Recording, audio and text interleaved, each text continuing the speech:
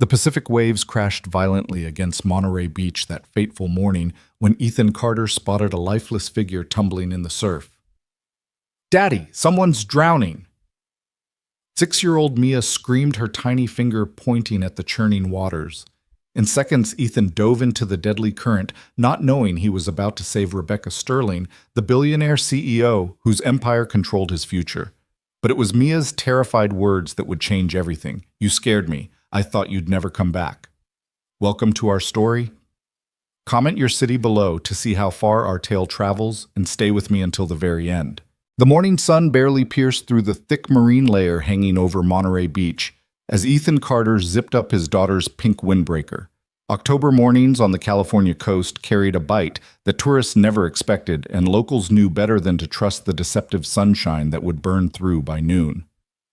"Daddy, can we build a mermaid castle today?" Mia asked, her gap-toothed smile brightening despite the gray dawn. She clutched her plastic bucket decorated with seahorses, the same one they'd bought at the pier shop 3 summers ago when her mother was still around. "Sure thing, Princess," Ethan replied, adjusting her knit cap to cover her ears. "But first, let's find the perfect spot. Remember what I taught you about checking the tide lines?" Mia nodded solemnly, taking her beach duties seriously.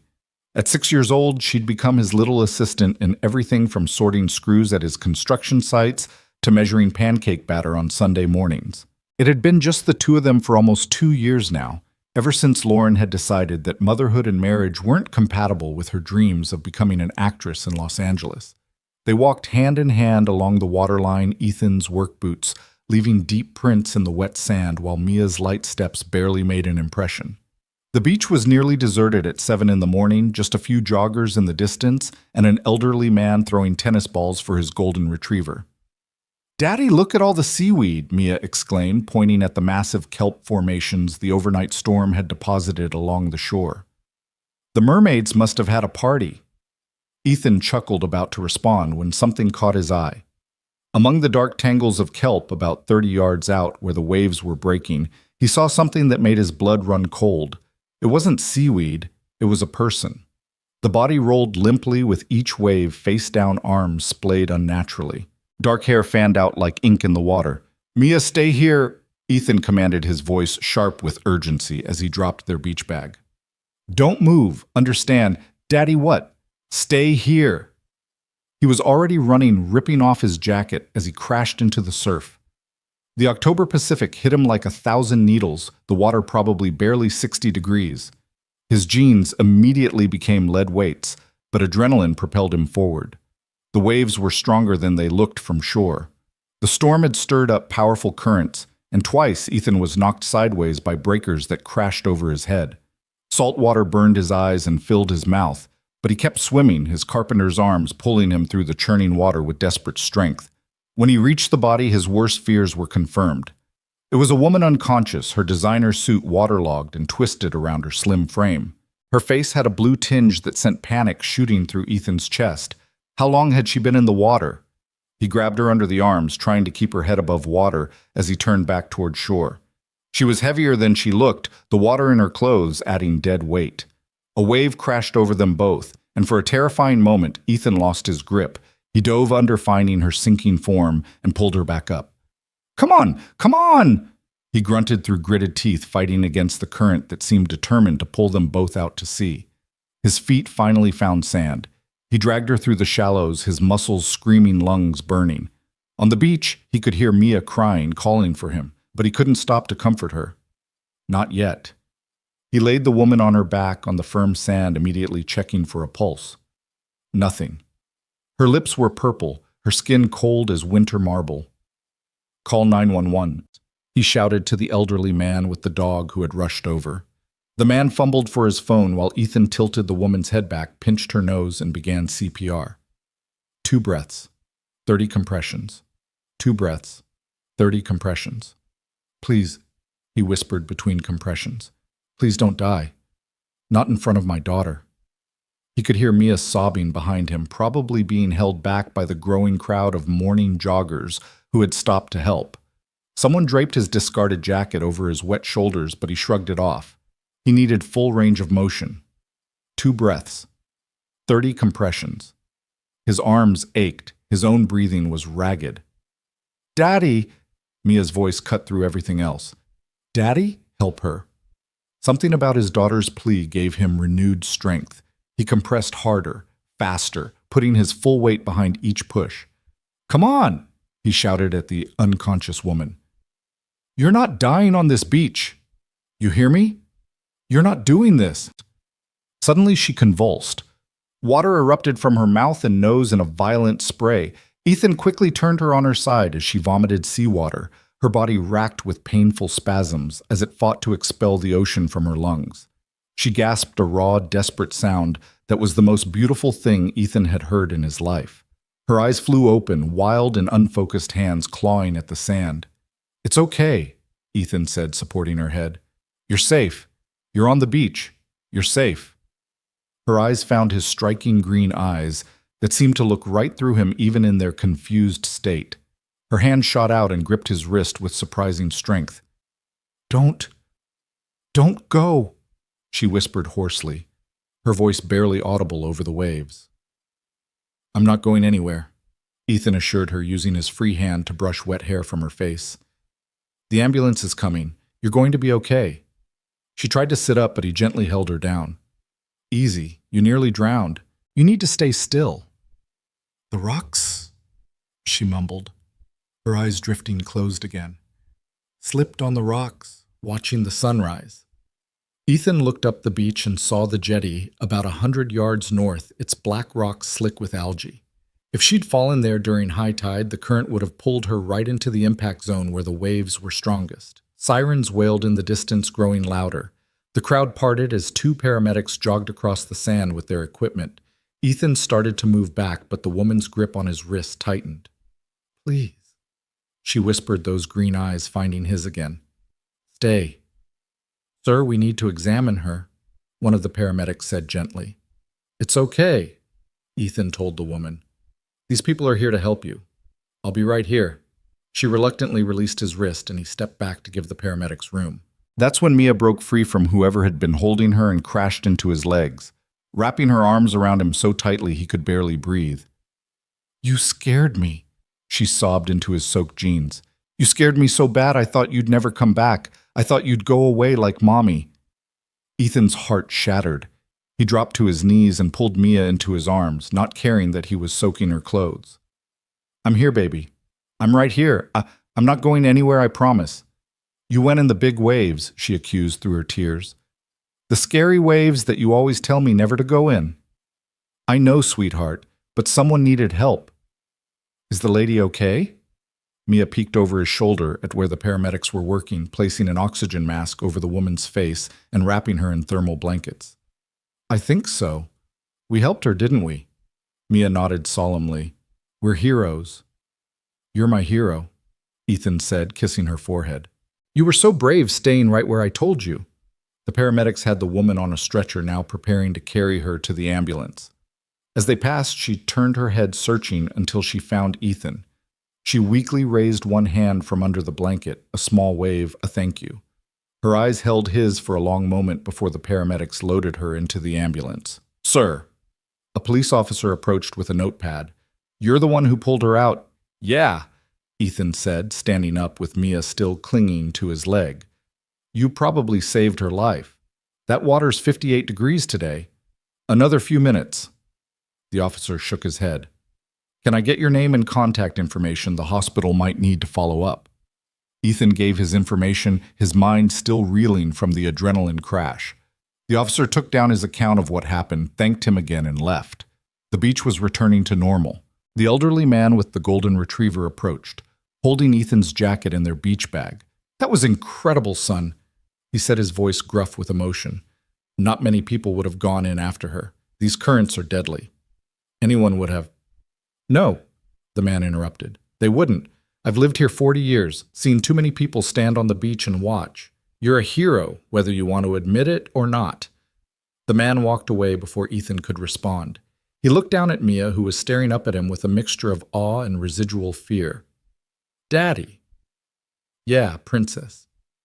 "Can we go home? I don't want to build castles anymore today." "Of course, sweetheart. Let's go home." As they walked back to his truck, Ethan carried Mia on his shoulders despite his exhaustion.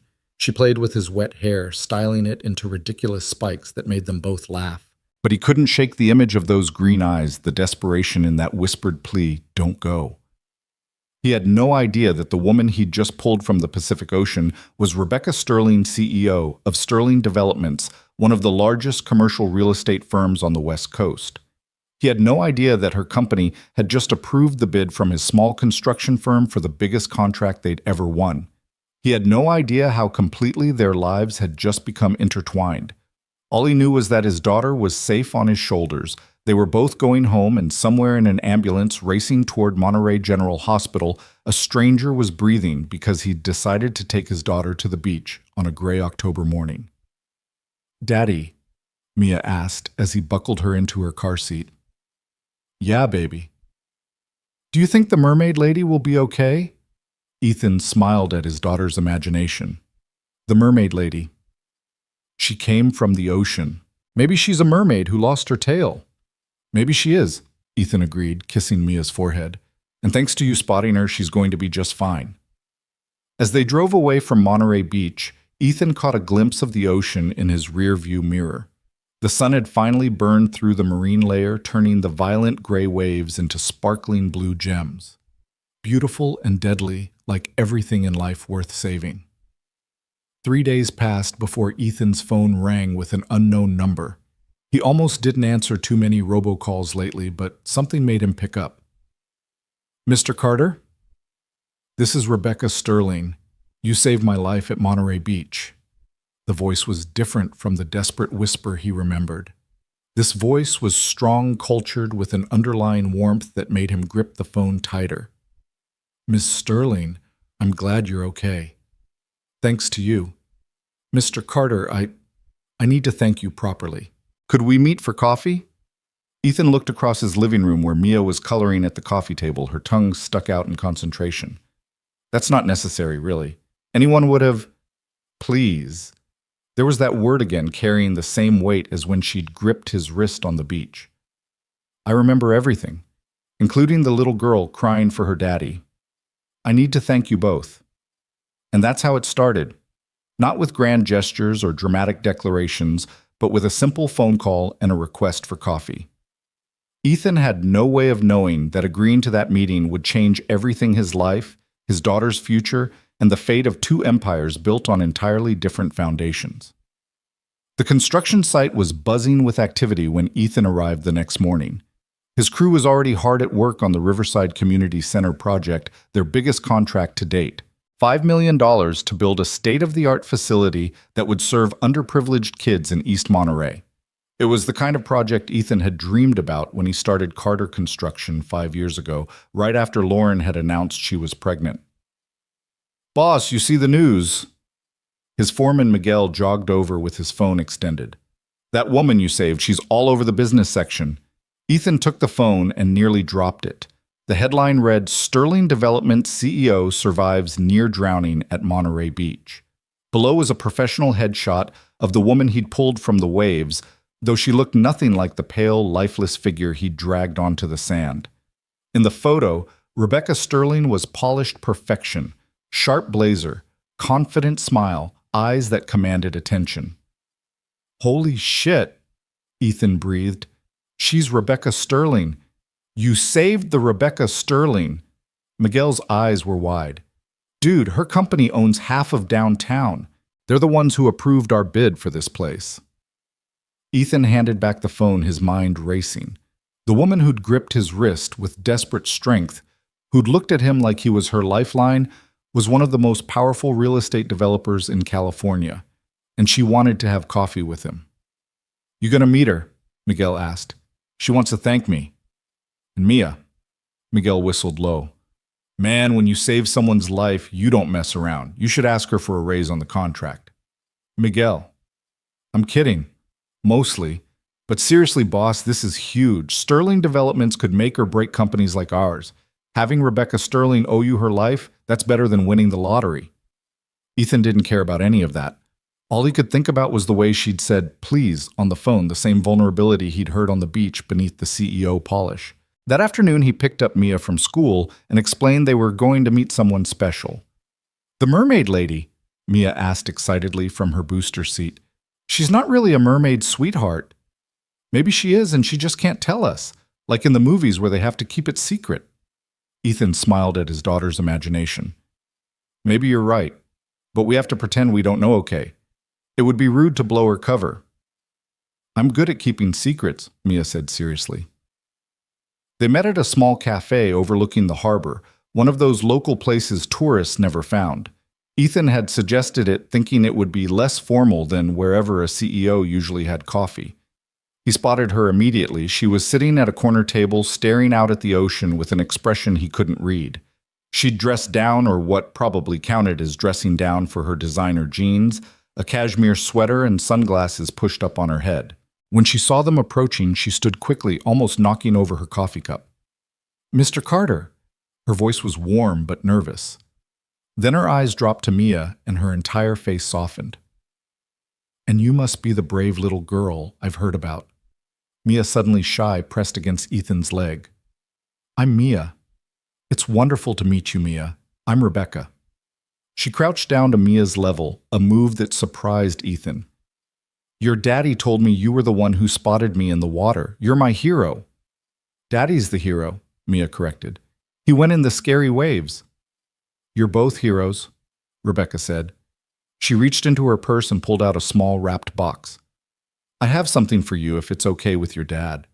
Ethan nodded, and Mia carefully unwrapped the gift. Inside was a delicate silver bracelet with a tiny mermaid charm. "It's beautiful," Mia gasped. "Daddy, look, she gave me a mermaid." Rebecca's eyes flicked to Ethan, confused. He mouthed, "I'll explain later," as he helped Mia put on the bracelet. They sat down, Mia immediately pulling out her coloring book while the adults talked. Rebecca ordered hot chocolate for Mia with extra whipped cream, remembering to ask for a kid-safe temperature without being prompted. "You have children?" Ethan asked. "No." A shadow crossed her face. "Never found the time. Or the right person. My company has been my baby for the past 15 years. "Must be lonely." The words were out before Ethan could stop them. He immediately kicked himself. Who was he to comment on her life? But Rebecca just smiled sadly. "Yes, it is. Especially when you nearly die and realize the only person who'd really miss you is your assistant, and that's mainly because she'd have to find a new job." "I'm sure that's not true." "Isn't it?" She took a sip of her coffee. "I've built an empire, Mr. Carter. Sterling Developments has 42 projects in progress, 800 employees, and a portfolio worth $2 billion. But when I was drowning in that water, all I could think was that no one would even know I was gone until Monday's board meeting." The raw honesty in her voice caught him off guard. This wasn't the polished CEO from the newspaper photo. This was the vulnerable woman from the beach. "Why were you out there alone?" he asked gently. "The article said you were watching the sunrise, but those rocks are dangerous even at low tide." Rebecca was quiet for a moment, watching Mia color a picture of a princess. "My father used to take me to that exact spot when I was her age. Every Sunday morning we'd watch the sunrise together. He'd tell me stories about how he was going to build something that mattered, something that would last longer than both of us. Sterling Developments was his dream first. He died 2 years ago, lung cancer. I've been running the company since, trying to honor his vision, but..." She trailed off, then seemed to shake herself. "I'm sorry. You didn't agree to coffee to hear my life story." "I agreed to coffee because you asked," Ethan said simply. "And because my daughter hasn't stopped talking about the mermaid lady for 3 days." "Mermaid lady. Daddy says you came from the ocean," Mia piped up, not looking up from her coloring. "And you're really pretty, like mermaids are supposed to be." Rebecca actually blushed, something Ethan wouldn't have thought possible for someone with her poise. "Well, thank you, Mia. That's the nicest thing anyone said to me in a long time." They talked for another hour, conversation flowing with surprising ease. Rebecca asked about Ethan's business, genuinely interested in the challenges of running a small construction company. She laughed at Mia's jokes, helped her color a particularly tricky castle, and didn't check her phone once, despite it buzzing constantly in her purse. "I should let you go," Rebecca finally said, though she made no move to leave. I'm sure you have things to do on a Saturday afternoon. Soccer practice, Mia announced. I'm the goalie. The most important position. Rebecca agreed. She hesitated, then pulled out a business card. Mr. Carter Ethan, I know I can never truly repay what you did, but if you ever need anything at all, please call me. You don't owe me anything, Ethan said, but he took the card. I owe you everything, she corrected quietly. Then louder to Mia. It was wonderful meeting you, sweetheart. Take care of your dad for me. I always do, Mia said seriously. He needs lots of taking care of. He forgets to eat lunch and sometimes wears different socks. Rebecca laughed a real laugh that transformed her face. Different socks, huh? That's a serious problem. As they walked to the door, Rebecca touched Ethan's arm. The Riverside Community Center, that's your project, isn't it? How did you... He stopped. Right, your company approved the bid. It's a good design, thoughtful. The kids in that neighborhood deserve something special. Every kid deserves something special. She studied him for a moment. Yes, they do. Outside the cafe, they stood awkwardly for a moment. Mia had run ahead to look at boats in the harbor. Can I ask you something? Rebecca said suddenly. Sure. When you went into that water, weren't you afraid? Ethan thought about it. Terrified, but not of drowning. Then of what? He nodded toward Mia, who was now making friends with someone's dog. Of leaving her alone. She's already lost one parent who chose to leave. I couldn't let her lose another. Rebecca's eyes glistened. She's lucky to have you. I'm the lucky one. They shook hands, a formal gesture that felt wrong somehow after everything. Her hand was warm and soft, nothing like the desperate grip from the beach. She held on a second longer than necessary. Goodbye, Ethan. Goodbye, Rebecca. As he drove to soccer practice, Mia chattered about Rebecca from the back seat. I like her daddy. She's nice and sad. Sad? What makes you think she's sad? Her eyes. They're like yours sometimes when you think I'm not looking, like when you stare at mommy's picture. Out of the mouths of babes. Ethan glanced in the rearview mirror at his too perceptive daughter. Maybe she just needs a friend. We could be her friends, Mia suggested. We're good at being friends. That night after Mia was asleep, Ethan sat on his back porch with a beer, staring at Rebecca Sterling's business card. The paper was expensive, the lettering embossed. It even smelled expensive, like something from a world he'd never belonged to. He pulled out his phone and Googled her. The results were overwhelming. Articles about her takeover of Sterling Developments after her father's death. Pictures of her at galas and charity events always alone, despite being surrounded by people. A profile in Forbes calling her the ice queen of real estate that made him angry for reasons he couldn't explain. She wasn't ice. Ice was brittle cold, lifeless. The woman he'd pulled from the ocean, the one who'd bought his daughter a mermaid bracelet and remembered to order kid-temperature hot chocolate, she was flesh and blood and pain and loneliness wrapped in designer armor. His phone buzzed, a text from an unknown number. Thank you again for today, and for 3 days ago, and for not treating me like a CEO. Rebecca. He stared at the message for a long time before typing back. Thank you for making my daughter believe in mermaids again. 3 dots appeared, disappeared, appeared again. Finally, maybe we all need to believe in magic sometimes. Ethan smiled and set down his phone. In the distance, he could hear the ocean constant and eternal. The same ocean that had nearly claimed her, that had brought them together, that would always remind them both how fragile and precious life really was. He had no idea that in a gleaming office tower 20 miles away, Rebecca Sterling was standing at her floor-to-ceiling windows, looking out at that same ocean, holding her phone and reading his message over and over. He had no idea she hadn't felt this alive since before her father died.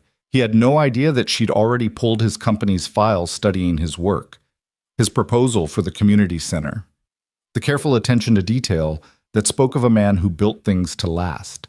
And neither of them had any idea that in less than a week, everything would become infinitely more complicated, that corporate politics and personal vendettas would threaten to destroy everything they were both trying to build, that a second chance at life would become a fight for both their futures. But for now, in this moment, they were just two people who'd found each other in the most unlikely way, through salt water and desperation, through a child's tears and a mermaid's bracelet, through the simple act of one human being refusing to let another slip away into the depths. The ocean kept its rhythm indifferent to human drama, carrying secrets and possibilities in equal measure. And somewhere between the tides, two lives that should never have intersected were beginning to flow together, as inevitable and powerful as the sea itself. The following Monday morning arrived with an unusual phone call that would change the trajectory of everything. Ethan was reviewing blueprints at the construction site when his phone rang Rebecca Sterling's office. "Mr. Carter, this is Jennifer, Ms. Sterling's assistant. She'd like to schedule a site visit to the Riverside Community Center project this afternoon if you're available." Ethan nearly dropped his coffee. Site visits from Sterling Development's executives weren't unusual, but the CEO herself. That was unheard of. "Of course. What time works for her, Mahmoud?" 2:00. "She's particularly interested in seeing the progress on the children's wing." After hanging up, Miguel appeared at his shoulder. "Boss, you look like you've seen a ghost." "Rebecca Sterling is coming here. Today." Miguel's eyes widened. "The mermaid lady is coming to our construction site." Word spread through the crew like wildfire. By 1:30, everyone had mysteriously found reasons to be working in visible areas. Hard hats, cleaned safety vests, properly fastened. Ethan had never seen his team look so professional. At exactly 2:00, a black Tesla pulled up to the site. Rebecca emerged and Ethan's breath caught. She'd traded her casual weekend attire for full CEO armor, a perfectly tailored navy suit heels that somehow navigated the construction debris with grace and an air of authority that made several of his workers stop mid-hammer. But when her eyes found his, he saw a flicker of the vulnerable woman from the cafe. "Mr. Carter," she said formally, extending her hand. "Thank you for accommodating this visit." "Ms. Sterling," he replied, matching her professional tone despite the absurdity of the formality between them. She was accompanied by two other executives, a sharp-faced man introduced as Victor Hale, vice president of operations, and a younger woman named Sandra from the finance department. Victor's handshake was unnecessarily firm, his smile not reaching his eyes. "So you're the hero who saved our CEO." Victor said, his tone carrying an undercurrent Ethan couldn't quite identify. "Lucky timing." "Lucky for everyone," Rebecca interjected smoothly, but Ethan noticed the slight tension in her jaw. They toured the site, Ethan explaining the progress, the innovative approaches they'd taken to maximize the space while staying under budget. Rebecca asked intelligent questions, clearly having done her homework. She understood construction in a way that surprised him, knowing about load-bearing walls, foundation requirements, even the latest sustainable building materials. "You've studied architecture," Ethan observed as they stood in what would become the art room. "My father insisted," she replied, running her hand along a beam. "He said you can't build an empire without understanding foundations, both literal and metaphorical." Victor cleared his throat loudly. "Speaking of foundations, I noticed some discrepancies in the latest inspection reports." "What discrepancies?" Ethan asked, his stomach tightening. "Nothing major," Victor said with a smile that suggested otherwise. "Just some questions about the steel grade specifications. I'm sure it's nothing." Rebecca's eyes narrowed slightly. "Victor, if there were serious concerns, they would have been raised through proper channels." "Of course. I'm just being thorough. We can't be too careful with a project this visible, especially one so close to your heart, Rebecca." The way he said her name made Ethan's fists clench. There was something predatory in Victor's manner, like a wolf circling wounded prey. They continued the tour, but the atmosphere had shifted. Victor found subtle ways to question every decision, every innovation, always with that same practiced smile. Sandra, meanwhile, kept checking her phone nervously, avoiding eye contact with everyone. When they reached the section that would house the daycare center, Rebecca stopped abruptly. "This wasn't in the original plans." "No," Ethan admitted. "We found a way to reconfigure the space without additional cost. Figured the community could use quality childcare. Too many parents can't work because they can't afford somewhere safe to leave their kids." Rebecca turned to him, and for a moment the CEO mask slipped entirely. That's wonderful." "Technically, any deviation from approved plans requires board review," Victor interjected. "This could delay the project by months." "Or," Rebecca said coolly, We could recognize innovation when we see it and approve the modification today.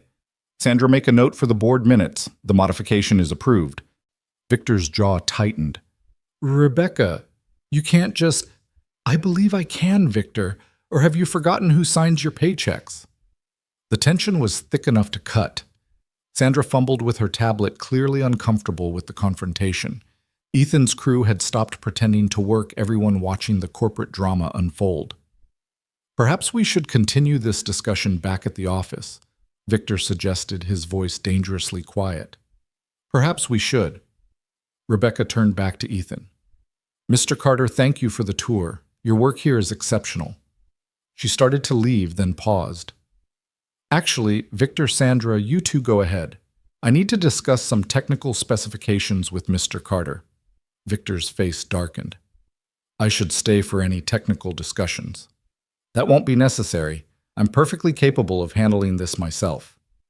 After they left Victor's departure, radiating barely concealed fury, Rebecca's shoulders sagged slightly. I apologize for that, she said quietly. Victor has been difficult since my father died. He expected to be named CEO. Instead, he got passed over for the boss's daughter. She smiled bitterly. Something like that. Though I'd worked for the company for 15 years, built half our portfolio from nothing. But to men like Victor, I'll always be the nepotism hire. They walked to a quieter part of the site, away from curious ears. Rebecca pulled off her heels without ceremony, standing barefoot on the plywood subflooring. God, that feels better. How women built empires in these torture devices, I'll never know. The gesture was so unexpectedly human that Ethan laughed. You could have worn boots. We have extras. Can you imagine Victor would have had a field day? Rebecca Sterling goes native at construction site. He'd probably call an emergency board meeting about my mental stability. Is he really that bad? He's worse. He's smart, connected, and patient. He's been building alliances on the board for 2 years, waiting for me to make a mistake.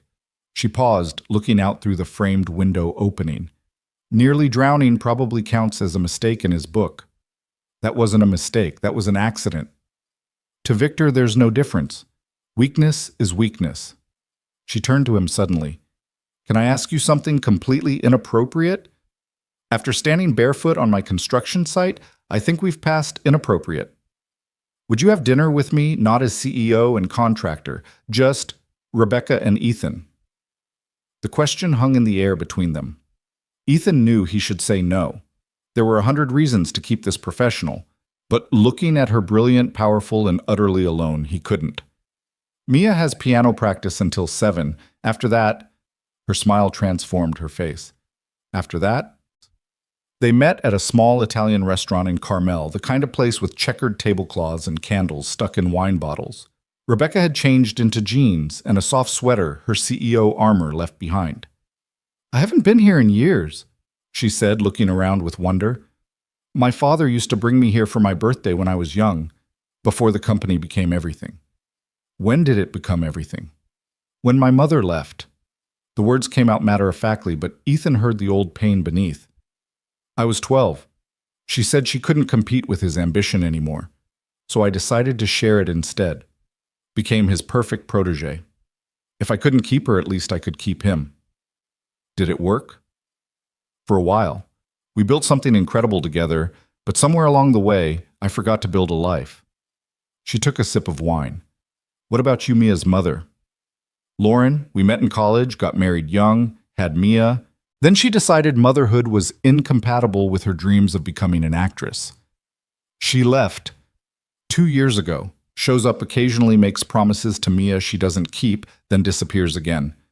The last time was 6 months ago. Mia cried for a week. That's horrible. It is what it is. Mia and I were a good team. She's helped me through as much as I've helped her. She's remarkable. So confident and creative. She gets that from her mother, actually. Lauren is incredibly talented. She just couldn't reconcile that with being present. They talked through 2 courses, the conversation flowing as easily as it had at the cafe. Rebecca was brilliant, but funny, with a self-deprecating humor that surprised him. She told stories about boardroom disasters, about the time she'd accidentally worn 2 different shoes to a major presentation about the challenges of being a woman in a male-dominated industry. Do you know what they call me? she asked over tiramisu. The Ice Queen, like I'm some frigid witch who lives in a tower made of steel and glass. Does it bother you? It used to. Now I realize it's armor. If they think I'm ice, they don't look for the cracks. Everyone has cracks. What are yours? Yeah, she asked, genuinely curious. Ethan thought about it. I'm terrified I'm not enough. Not enough for Mia, for my business, for anyone. I'm building things all day, but sometimes I feel like I'm just barely holding everything together with duct tape and good intentions. You saved my life. That's not duct tape. That's steel. I got lucky. No. She reached across the table, covering his hand with hers. You made a choice. In that moment, you chose to risk everything for a stranger. That's not luck. That's character. Her hand was warm on his. He turned his palm up, interlacing their fingers. What are we doing, Rebecca? I don't know, she admitted. I know it's complicated. I know there are a dozen reasons this is a bad idea. But when I was drowning, when everything was going dark, the last thing I thought was that I'd wasted my whole life being careful, being perfect, being alone. You're not alone now. Neither are you. They stayed until the restaurant closed, the staff pointedly stacking chairs around them. Outside in the parking lot, they stood by their cars, reluctant to end the evening. I should warn you, Rebecca said suddenly. Victor won't let this go. The modifications, I mean. He'll find a way to make trouble. Let him try. My work is solid. It's not about the work. It's about me. He sees everything as a chess move toward taking control of the company, and now you're on the board. I'm not a chess piece. No, she agreed, stepping closer. You're something much more dangerous. You're someone I care about. Before he could respond, she kissed him. It was soft, tentative, nothing like the confident CEO who commanded boardrooms. When she pulled back, her eyes were vulnerable. Was that another bad idea? She asked. Probably, he said, then kissed her again.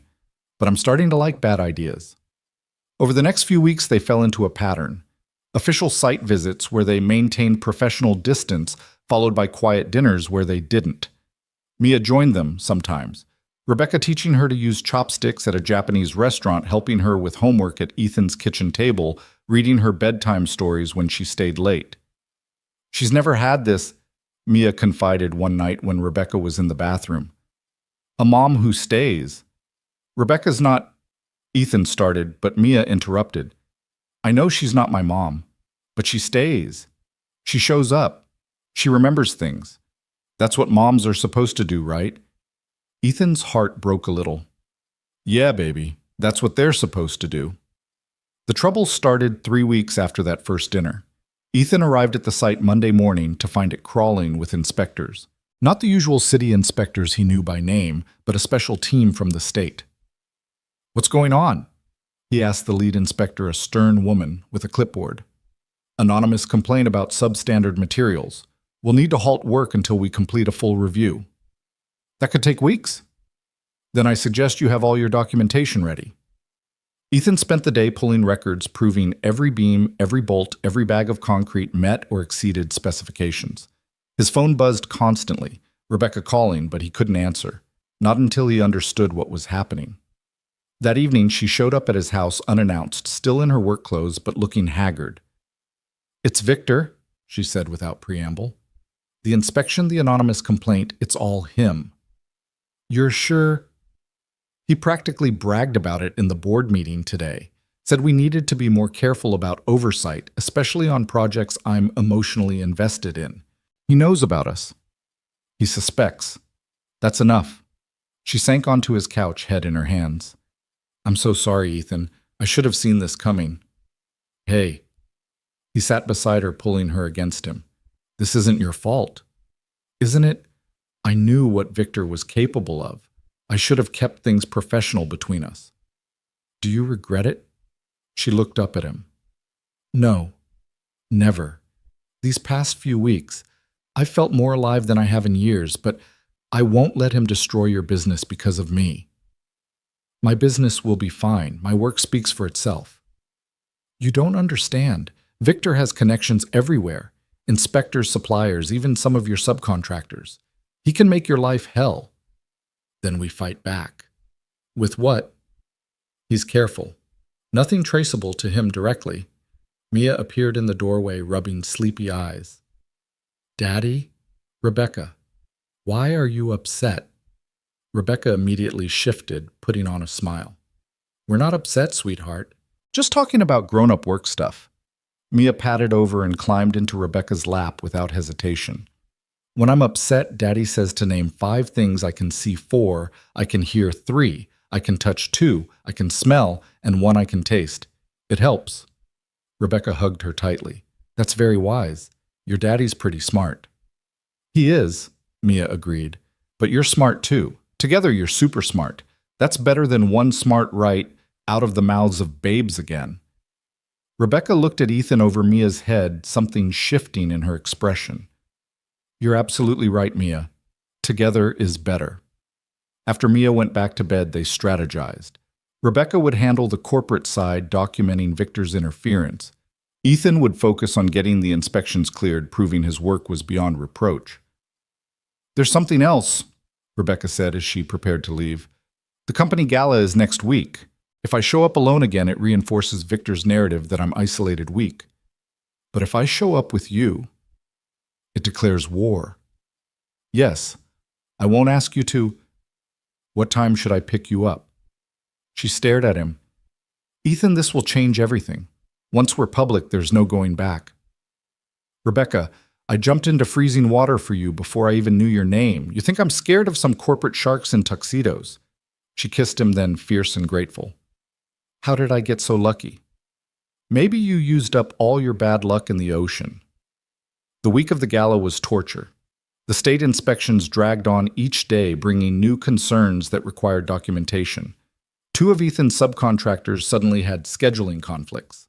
A shipment of materials arrived, damaged the supplier, claiming the order had been changed at the last minute.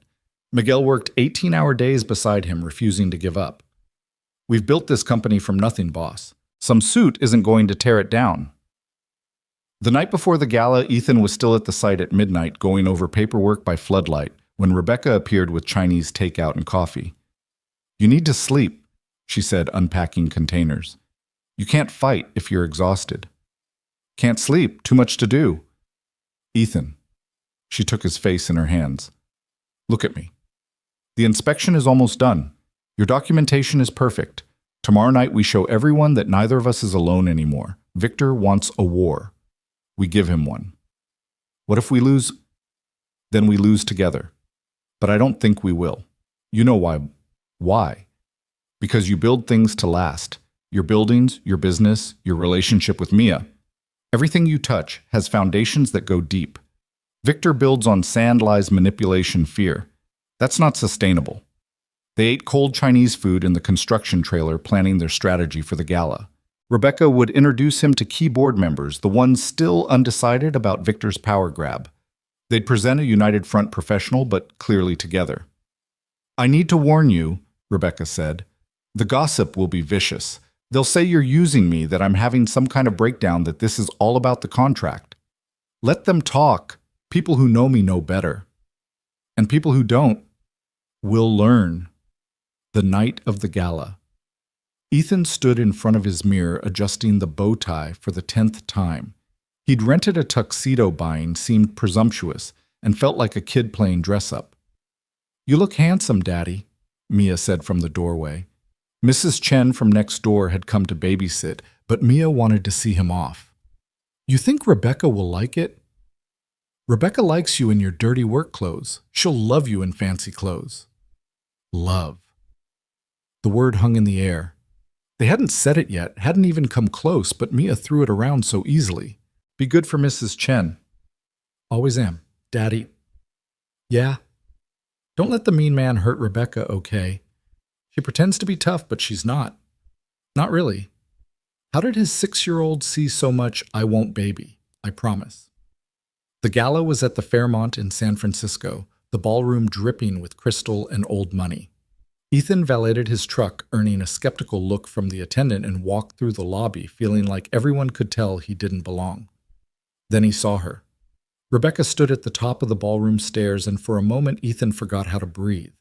She wore a deep emerald gown that made her eyes impossibly green, Her hair swept up to reveal the elegant line of her neck. But it wasn't the dress or the diamonds at her throat that stopped him.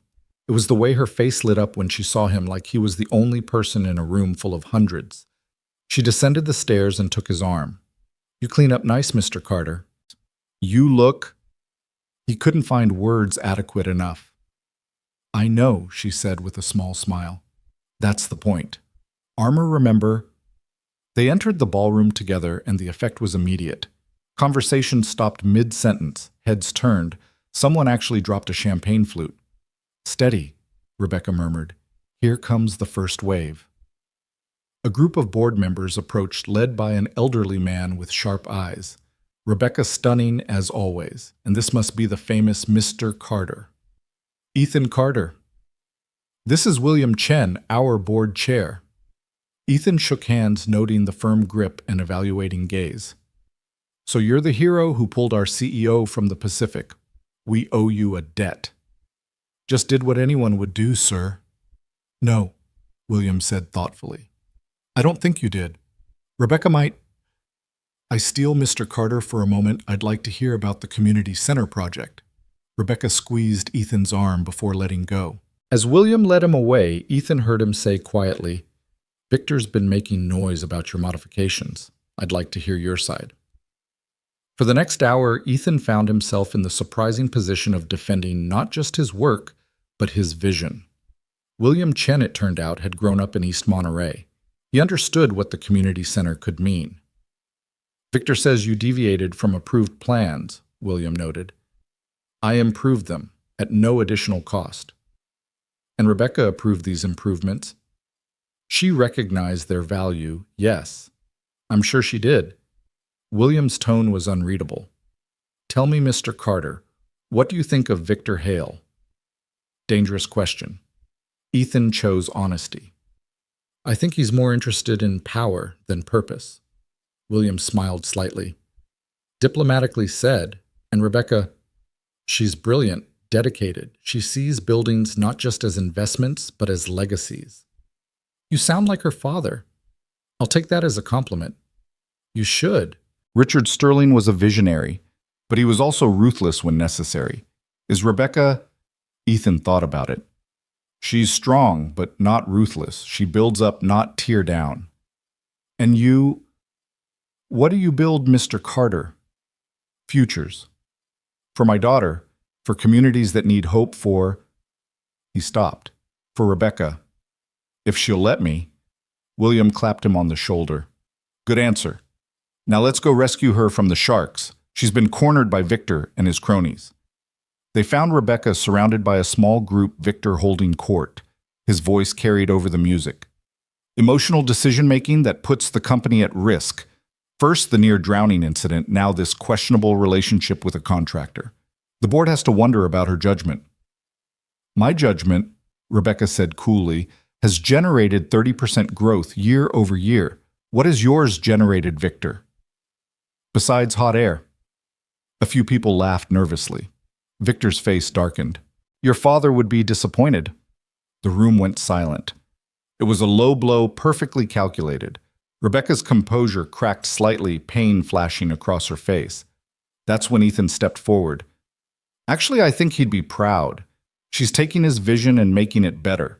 Building communities, not just profits. Creating spaces where families can thrive, not just survive." Victor turned on him. "Mr. Carter, how convenient that you're here considering your project is under investigation." "An investigation based on false allegations. Every inspection has come back clean. You know that, of course. Just like you know who made those anonymous complaints." "That's a serious accusation." "Yes," Ethan said simply. "It is." The tension was electric.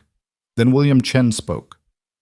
"Victor, I've reviewed the inspection reports myself. Mr. Carter's work is exemplary. In fact, I'm recommending to the board that we expand our contract with Carter Construction." Victor's jaw dropped. "William, you can't be serious." "I'm always serious about quality, Victor. Something you might remember before making any more anonymous complaints." The threat was subtle but clear. Victor excused himself, his supporters trailing after him.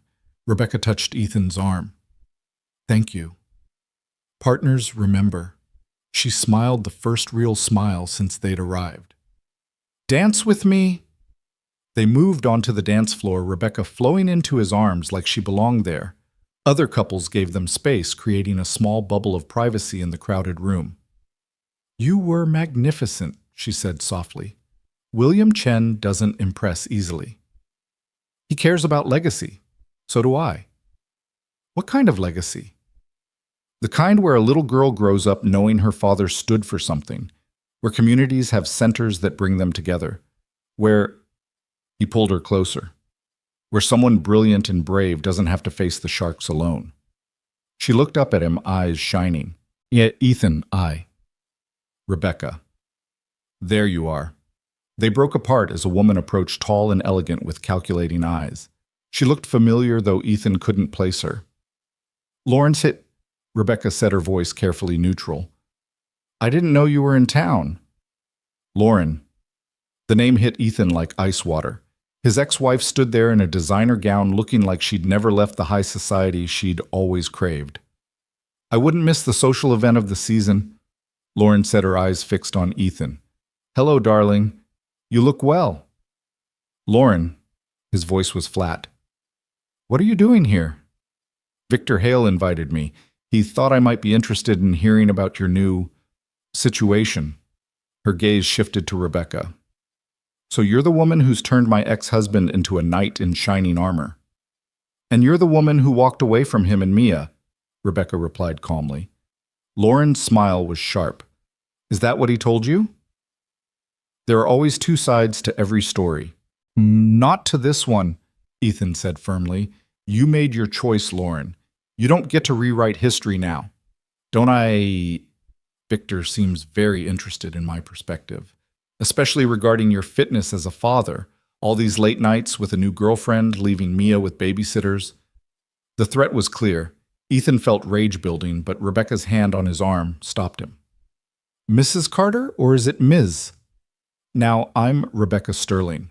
I'm sure you're aware that any custody dispute would require significant legal resources, the kind that Sterling Development's legal team handles regularly, the kind that would examine in detail 2 years of abandonment, every missed birthday, every broken promise, every time Mia cried for a mother who chose Hollywood over her. Lauren's composure cracked. You can't threaten me. I'm not threatening. I'm stating facts. Just as it's a fact that Victor Hale is using you to hurt Ethan and by extension me. You're a tool to him, nothing more. When he's done, he'll discard you just as easily as you discarded your family. How dare you? I dare because I care about them. Both of them. Something you never understood. Rebecca stepped closer.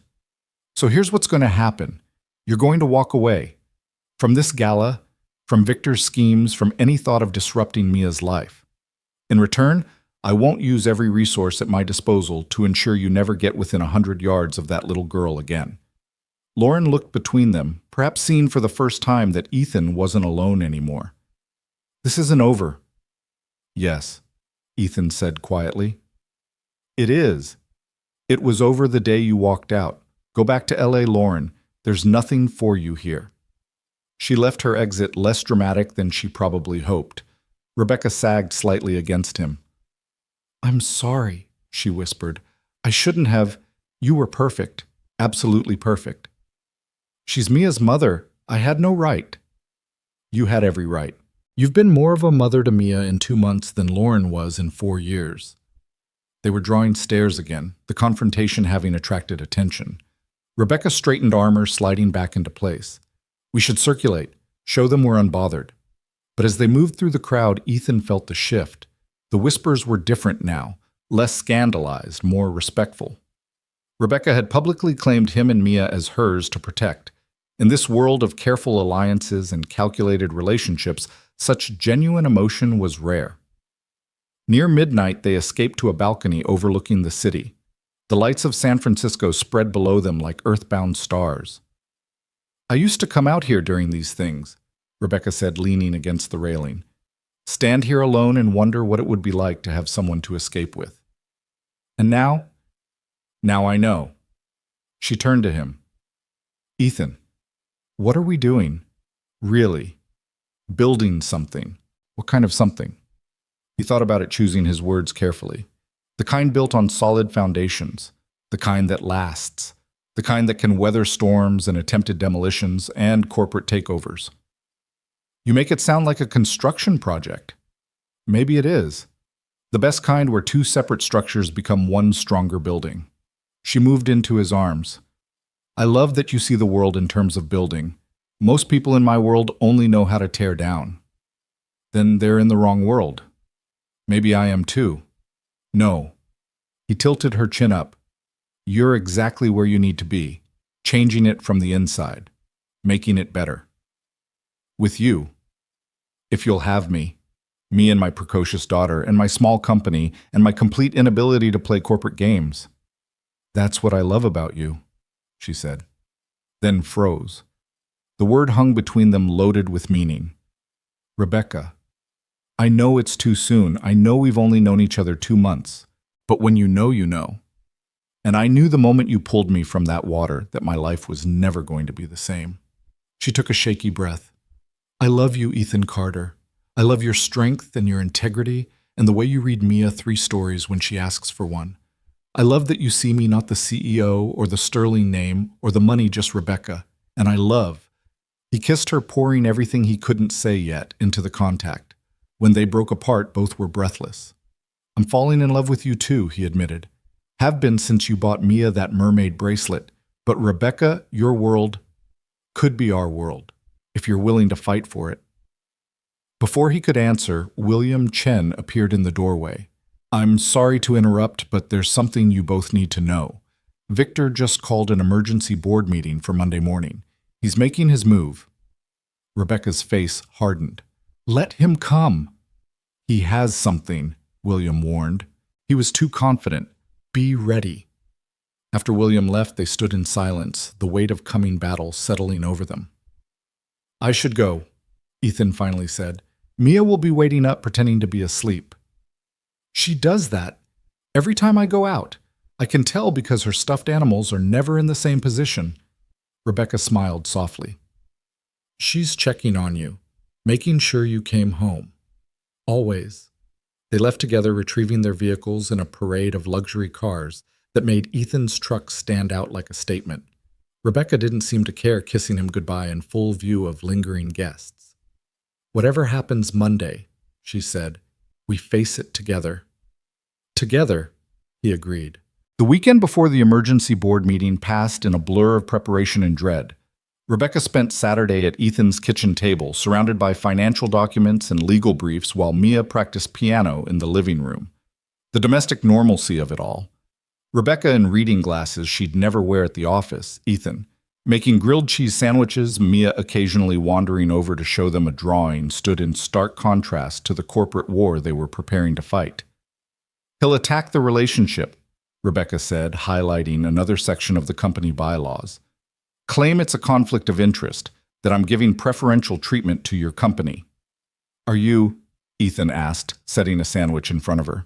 No. Your bid was the best, lowest cost, highest quality, most innovative design.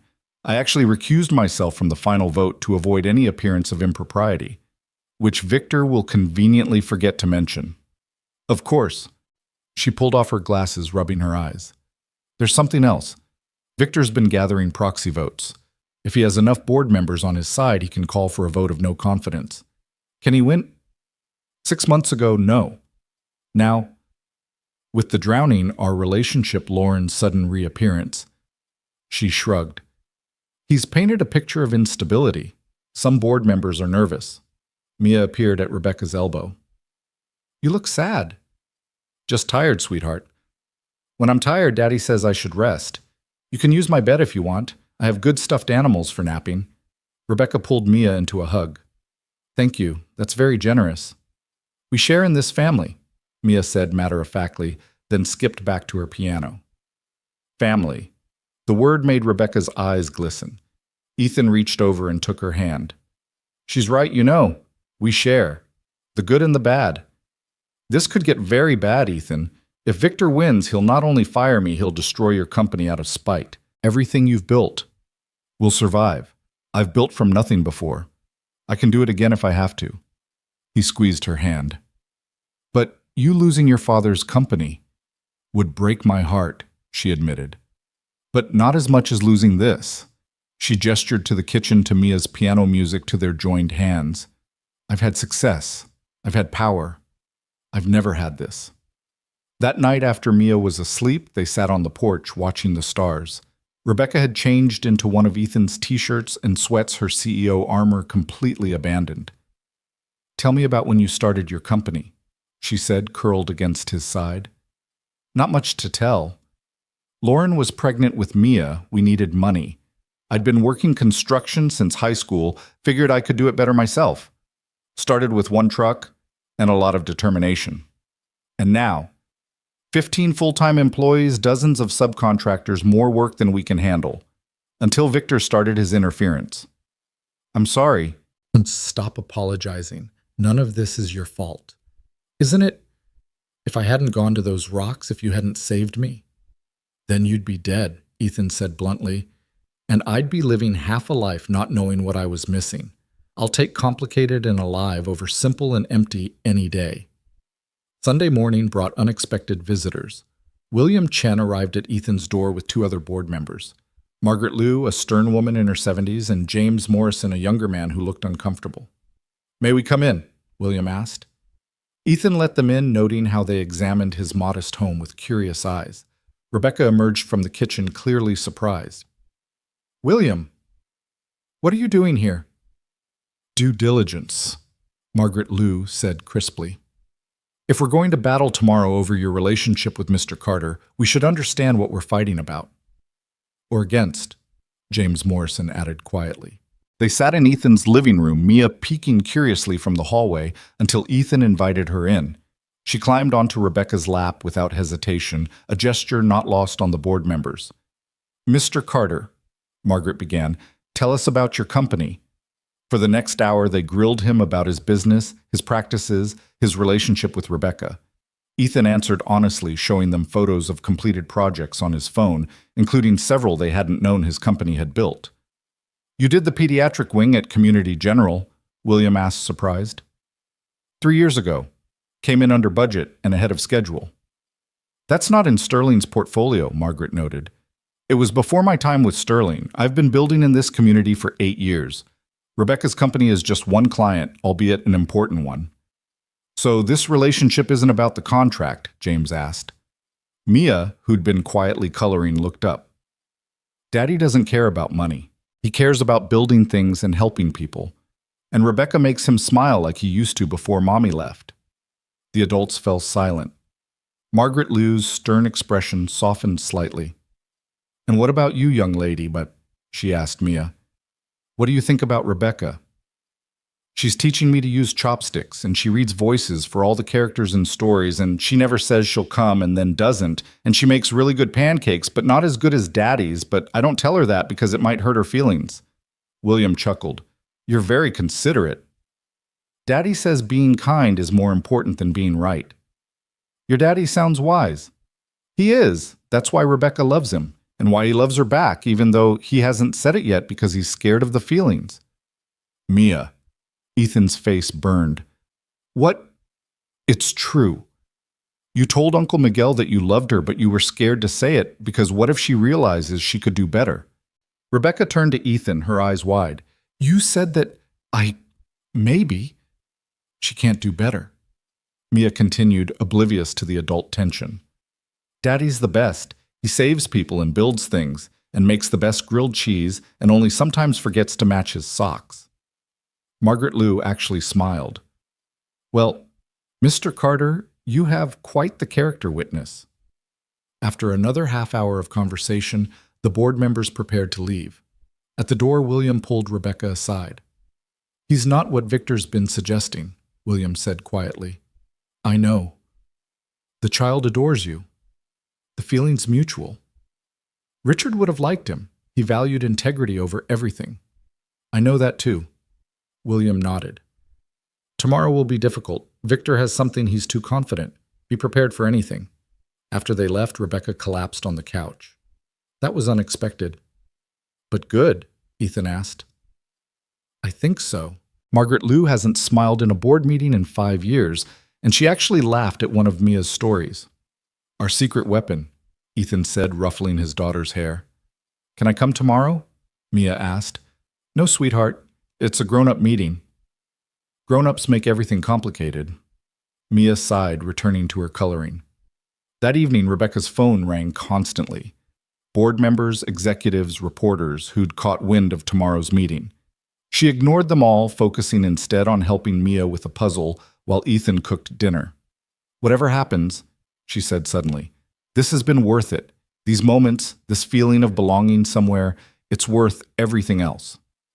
Monday morning arrived gray and foreboding. Ethan dressed carefully in his best suit, the one he'd bought for his wedding and worn to his father's funeral. 2 beginnings and endings, and now possibly another. I should be there, he said, as Rebecca prepared to leave. No, your presence would just give Victor more ammunition. I need to face this myself. You're not by yourself. William's on your side, and after yesterday, probably Margaret too. 3 votes out of 12.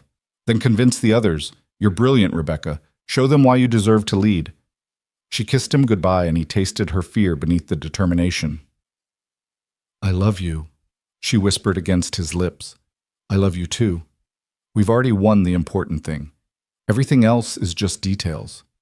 After she left, Ethan tried to focus on work, but concentration was impossible. He drove to the community center site where his crew was making progress despite the harassment.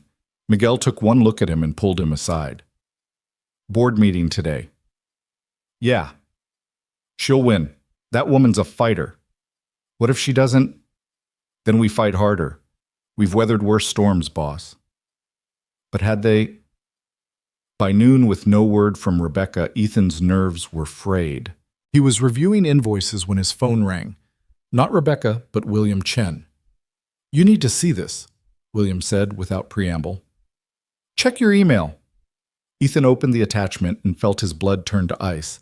It was a photograph from some charity event 2 years ago. Lauren was there glamorous in a red dress standing next to Victor Hale. They were clearly together, his arm around her waist, both smiling for the camera. They've been planning this, William said. Victor and your ex-wife.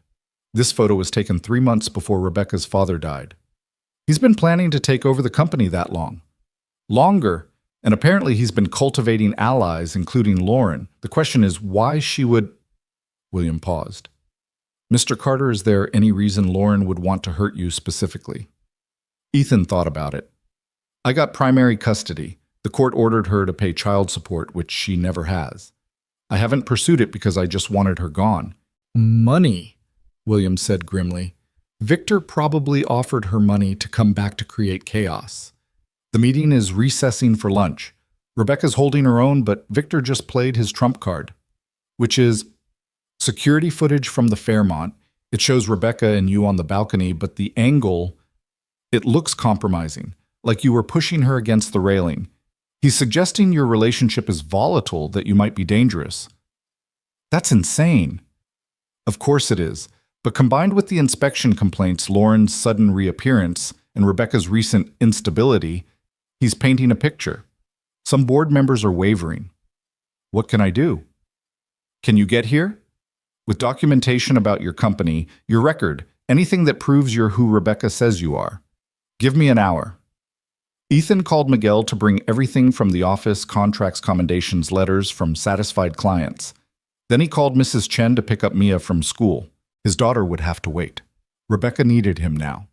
He arrived at Sterling Development's headquarters, a gleaming tower of glass and steel that stretched toward the sky like an accusation.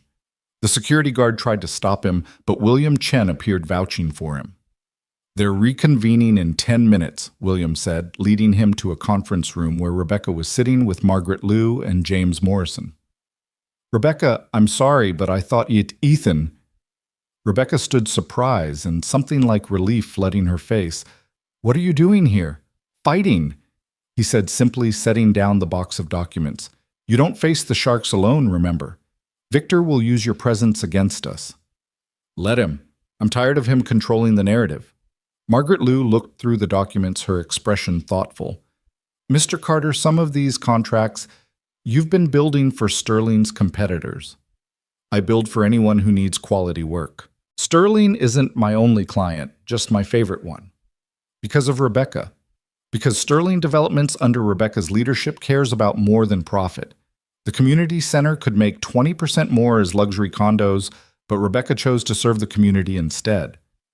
Her father would have built the condos, James Morrison said quietly. Maybe.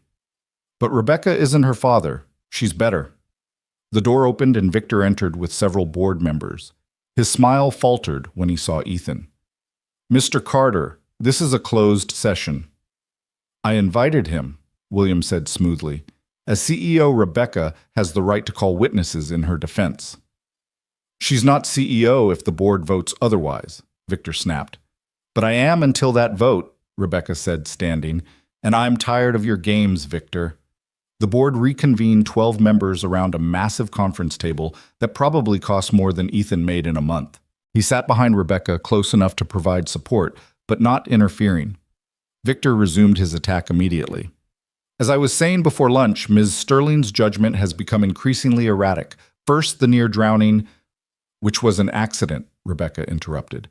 Was it a cry for help, a sign of instability? Victor clicked a remote and the security footage from the gala appeared on a screen. And now this relationship with a contractor that raises serious questions about propriety and even safety. That's doctored, Ethan said, standing. That footage has been edited.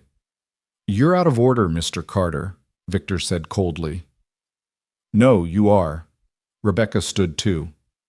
Board members, Mr. Hale has orchestrated a campaign of harassment against both me and Mr. Carter. False inspection reports manipulated evidence, even recruiting Mr. Carter's ex-wife to create drama. These are serious accusations, one board member said. Yes, they are. Rebecca pulled out her phone.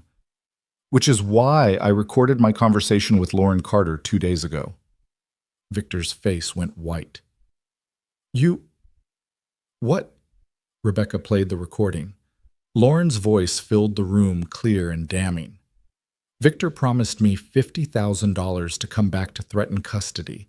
He said if I could make Ethan look unstable, you'd look unstable by association. He had this whole plan, the inspections, the rumors even, that photographer at the gala who just happened to catch you at the perfect angle. Why are you telling me this? Rebecca's recorded voice asked. Because Victor's not paying enough for me to destroy my daughter's life. And because I saw you with her. With Mia. You love her. I never did not the way I should have. She deserves better than being a pawn in Victor's game. The recording ended. The boardroom was silent. That could be fabricated, Victor stammered. It's not, William Chen said. I've had our security team investigating since yesterday. Mr. Hale, you've been using company resources to conduct personal vendettas. You've falsified reports, manipulated evidence, and attempted to destroy the reputation of our CEO for your own gain. I was trying to save this company, Victor exploded. She's weak. Her father would be ashamed.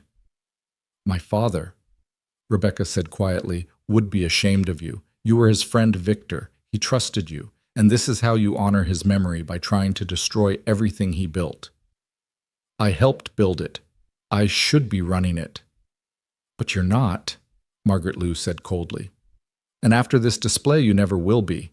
I move to terminate Victor Hale's employment immediately. Seconded, said William. The vote was unanimous. Victor stood slowly, his face twisted with rage. This isn't over. I'll sue. You'll do nothing, Rebecca said calmly. Because if you do, I'll pursue criminal charges for corporate espionage, fraud, and harassment. Take the generous severance package we're offering and disappear, Victor. It's more than you deserve. After Victor left, escorted by security, the board voted again, this time on Rebecca's continued leadership. 11 votes in favor, 1 abstention. However, Margaret Liu said, we do have concerns about the appearance of favoritism regarding Mr. Carter's contracts. Then let's address that now, Rebecca said. She turned to Ethan. Carter Construction withdrew from all Sterling development projects effective immediately.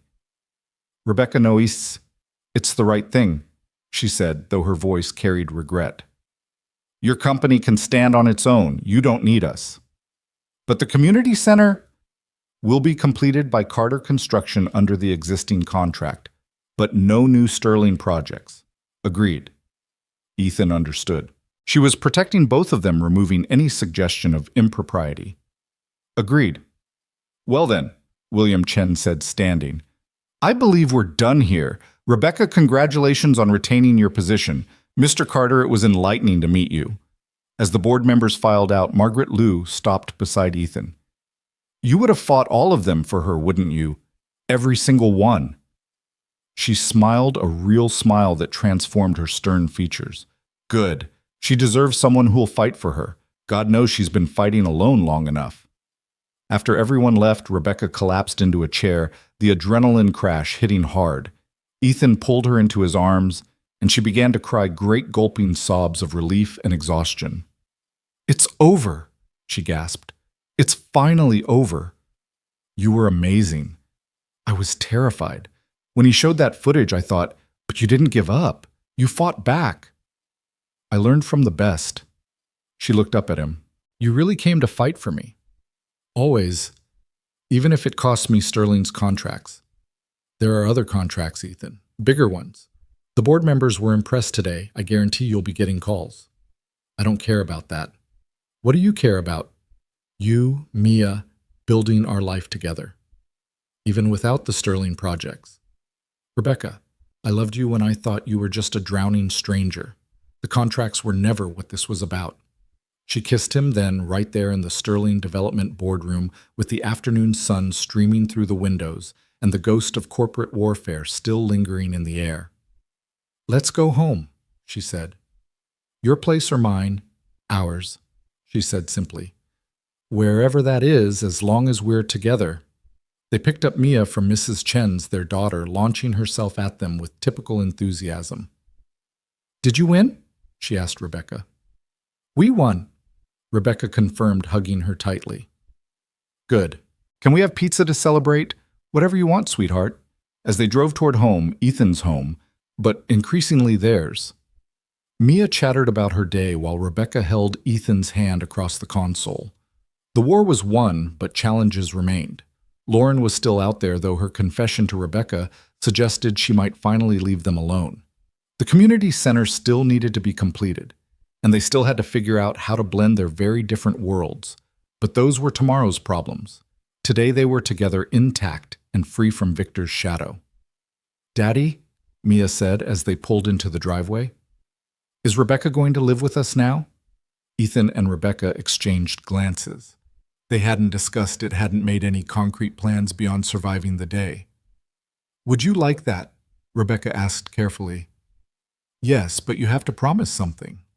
What's that? No more scary swimming, and Daddy's not allowed to rescue any more drowning people. My heart can't take it. They laughed, the tension of the day finally breaking. As they walked into the house, Ethan reflected on how much had changed since that gray morning at Monterey Beach. He'd saved a life and gained a future. He'd pulled a stranger from the waves and found his partner. What are you thinking about? Rebecca asked as Mia ran ahead to feed her goldfish. The day we met. How you grabbed my wrist and asked me not to go. And you didn't, she said softly. You stayed. I'll always stay. Promise. I promise. No more drowning CEOs, no more corporate conspiracies, no more bitter ex-wives with vendettas, just us building something together. Building what? A family, a future, a life worth saving. That night, after pizza and ice cream and Mia's insistence on a victory dance party in the living room, they stood on the porch watching the stars. Rebecca wore Ethan's t-shirt again, her CEO armor abandoned in favor of something softer, truer. I need to tell you something, she said, about the community center. What about it? I want to name it after my father, but not Sterling. His actual name, Richard. The Richard Center for Community Development. That's beautiful. He would have hated it. She laughed. No corporate branding, no tax advantages, just pure community service. Then why? Because that's who he was before the company consumed him. When he used to take me to watch sunrises and tell me stories about building something that mattered. I want to honor that man, not the corporate titan he became. You're honoring him by being better than he was. I'm trying. She leaned against him. Ethan, about the contracts? Don't. We agreed, and it's the right decision. My company will thrive with or without Sterling Development. But with would be nice. With you is all that matters. The rest is just business. A week later, the community center was back on track. The false inspections had been cleared, the stop work orders lifted. Ethan's crew worked with renewed energy, knowing they were building something that mattered.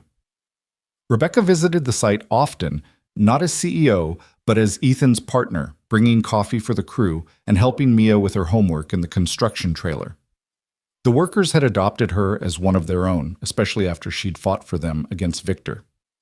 You know, Miguel said one afternoon, watching Rebecca explain blueprint reading to Mia, I never thought I'd see the day when a billionaire CEO would be sitting in our trailer teaching a 6-year-old about load-bearing walls. She's not your typical CEO, Ethan replied. No kidding, she actually knows which end of a hammer to hold. Her father taught her, said you can't build an empire without understanding foundations. Smart man, raised a smart daughter. Who's talking about me? Rebecca asked, appearing at Ethan's shoulder. Everyone, Miguel said with a grin. You're famous now, the CEO who took down Victor Hale and saved Carter Construction. I didn't save anything. You all did that yourselves. With a little help, Ethan said, wrapping an arm around her waist. Speaking of help, Rebecca said, I have news. 3 board members called today. They want to hire Carter Construction for their personal projects. Margaret Liu wants a complete renovation of her Napa estate. Are you serious? Completely. Apparently she was impressed by your documentation and Mia's testimonial. She specifically requested the contractor whose daughter says he only sometimes forgets to match his socks. The crew laughed, and Ethan felt something ease in his chest. They were going to be okay, more than okay. That evening, as they walked through the partially completed community center, Rebecca stopped in what would be the main hall. This is where we'll put the dedication plaque, she said, running her hand along the wall. The Richard Center built by Carter Construction, funded by Sterling Developments. A partnership. Like us. Exactly like us. She turned to him. Ethan, I've been thinking. My house is huge and empty. Your house is warm and full of life. What if... Yes. You don't even know what I was going to say. Doesn't matter. If it involves you, me, and Mia under the same roof, the answer is yes. What if I said my house, then we'd make it warm and full of life? What if I said your house, then we'd make room? What if I said we should sell both and buy something new, something that's ours from the start? Ethan considered this. Actually, that's perfect. Mia would love to help pick it out. With a big yard for a dog. She's been asking for a dog for 2 years. And an office where you can do your blueprints. And a library where you can hide from corporate sharks. And a kitchen big enough for family dinners. Family. Ethan pulled her close. I like the sound of that. Me too. They stood there in the skeleton of the building that had brought them together, surrounded by sawdust and possibility. Through the unfinished walls, they could see the sun setting over Monterey Bay, the same waters that had nearly claimed Rebecca and had given them both a second chance. No regrets, Rebecca asked. Only one. What? I wish I'd gone to that beach earlier. Think of all the time we missed. Or maybe we met exactly when we were supposed to, when we were both ready to build something together. When did you get so philosophical? When a contractor taught me that the strongest structures aren't built alone. As they walked back to the trailer where Mia was waiting with Miguel, probably being taught inappropriate Spanish words, Ethan realized that everything had changed and nothing had. He was still a single father trying to build a good life for his daughter. Rebecca was still a CEO fighting to honor her father's legacy. But now they were doing it together, 2 separate foundations becoming one stronger structure. The emergency board meeting that could have destroyed everything had instead cleared the way for something better. Victor was gone, his poison extracted from Sterling Developments. Lauren had disappeared back to Los Angeles, her confession ensuring she'd never threaten them again. And in the rubble of corporate warfare, something unexpected had grown, a family built not on blood or obligation, but on choice and love, and the shared understanding that the best things in life were worth fighting for. Daddy Rebecca, Mia called from the trailer door. Miguel taught me a bad word in Spanish. Miguel, Ethan groaned. I told her not to tell you. Miguel protested. She's 6, Miguel. 6-year-olds tell everything. Not everything, Mia said seriously. I didn't tell him about Rebecca's nightmare last night or how you sang her that song Grandma used to sing to me. Rebecca blushed. Mia, sweetheart. What? It's true. Daddy has a nice voice when he thinks no one's listening. Out of the mouths of babes, Miguel laughed. Boss, you've got yourself a handful there. 2 handfuls, actually. 3, Rebecca said, putting her hand on her stomach with a mysterious smile. Ethan froze. Rebecca, are you? I don't know yet, but maybe. Would that be okay? Would it be okay? Ethan swept her into his arms, spinning her around while Mia cheered and Miguel whooped. It would be perfect. We don't know for sure yet, Rebecca warned, but she was smiling too. Then we'll find out together, like everything else. As the sun set, completely casting the construction site in purple shadows, Ethan looked at his unconventional family, his brilliant daughter, his remarkable partner, his loyal crew, and knew that every risk had been worth it. The rescue at Monterey Beach hadn't just saved Rebecca's life, it had saved all of them from lives half-lived from settling for less than they deserved. Tomorrow would bring new challenges. The community center needed to be finished, a new house needed to be found, and maybe, just maybe, a nursery needed to be planned. But tonight they were together, and that was enough. More than enough. It was everything. 3 days later, the pregnancy test confirmed what Rebecca's smile had already suggested. Ethan found her sitting on the bathroom floor of her executive suite office, holding the positive result with trembling hands. I did 3 tests, she said when he knelt beside her. All positive, we're having a baby. How do you feel about that? Terrified, elated, completely unprepared. She looked up at him. I'm 38, Ethan. I never thought this would happen for me. You're going to be an amazing mother. You already are to Mia. But this is different. She stopped, overwhelmed. This is ours, he finished. And we're going to figure it out together just like everything else. That evening, they told Mia over her favorite dinner of spaghetti and meatballs. Her reaction was pure 6-year-old joy. A baby. Can I name it? Can it sleep in my room? Will it like mermaids? Slow down, princess? Ethan laughed. The baby won't be here for months. How many months? About 8, Rebecca said. Mia counted on her fingers. That's almost my birthday. A few weeks after, if everything goes according to plan. This is the best present ever. Better than the bike Daddy promised. Hey, you're still getting the bike. The next morning brought unexpected complications. Rebecca arrived at Sterling Developments to find her office in chaos. Jennifer, her assistant, met her at the elevator with a panicked expression. There's been a leak, Jennifer said. Someone released internal documents to the press about the community center project. They're saying you manipulated the bidding process to favor Carter Construction.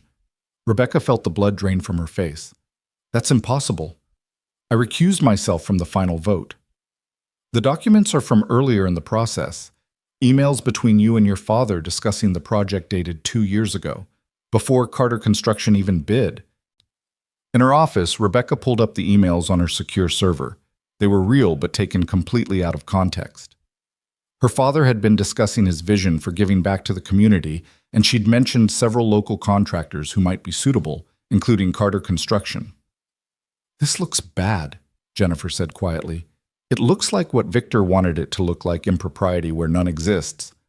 Rebecca grabbed her phone. Get William Chen on the line and our legal team. We need to get ahead of this. But the damage was spreading. Within hours, 3 news outlets had picked up the story. Sterling heiress in contract scandal, read one headline.